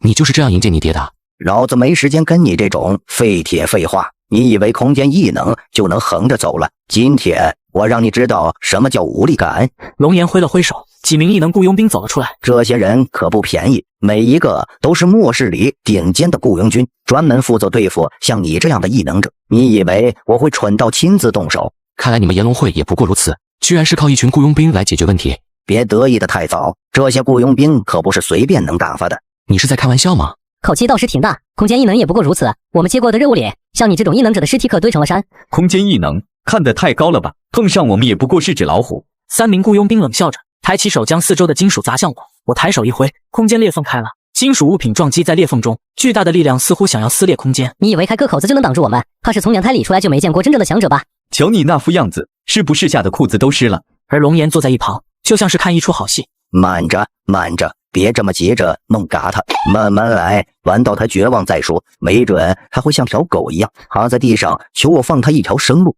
我淡淡一笑，捏碎一颗能量石，能量源源不断地涌入我的体内，空间裂缝瞬间扩张，吞噬了所有金属。3人见情况不妙，将更多金属汇集冲向我。我们就不信你能吞得了这么多。强大的吸力直接将金属破碎。去赔你们的金属吧！一颗颗巨石从空间飞出，重重砸向，粉碎了他们，吓得众人直接跑。龙岩也转身便跑，没跑多远就被一个女人拉住。你这是要去哪儿？不打算把我带上吗？龙岩眼神一亮，停在原地。木凡，这可是我龙岩的妹纸，只要你放我一马，她归你，怎么样？靠出卖割妹纸就想换命？木凡抬头仔细打量了一下她，这个女人容貌妩媚动人，五官精致，肌肤如雪，身材火辣，最少能打个8分。你别开玩笑了，从来没碰过我，伪的连个男人都算不上，也敢说我是你的妹纸？你闭嘴！我让你跟我，是给你脸，你别不识抬举。女人上前直接一击，给我脸，从头到尾你就不过是个笑话。龙岩便直接倒地。看到没？这种人从来都不值得浪费时间。既然他已经死了，要不你这么强，带上我吧，跟着你，我什么都愿意。我稀罕你。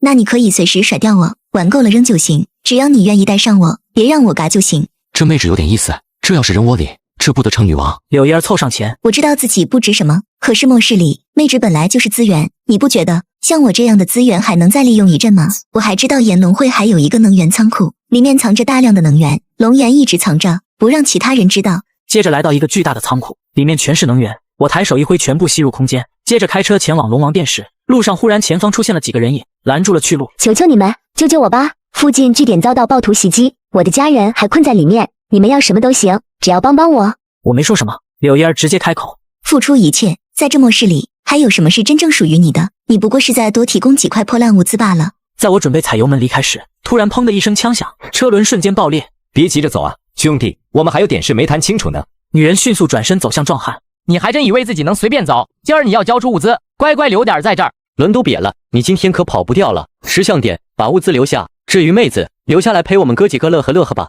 我走上前，指了指他。问题是你要得起吗？你看你裤子拉链都没拉好。壮汉愣了一下，周围的几个小弟也忍不住憋笑起来。你他妈逗我呢？找死！看我怎么折磨你！壮汉怒火中烧，随手便把枪一扔，冲了上来。拳头即将落到我脸上时，拳头直接消失。你干了什么？小弟们瞬间吓得后退。大爷，放过我们吧，他不知道天高地厚，我们只是打杂的。现在知道害怕了，刚才谁在这儿吆五喝六的？有本事再叫嚣几句啊！你别得意，老子可是黑林帮的，今天你不赶我，我回去就带人灭了你。你属实是把我逗笑了。抬手一挥，几人直接全都粉碎，随后从空间取出车，继续前往龙王殿。暴雪末世，女人趁我外出，不仅散播谣言，撑怀了我的种，还联合龙王殿的人，企图瓜分我积累的物资。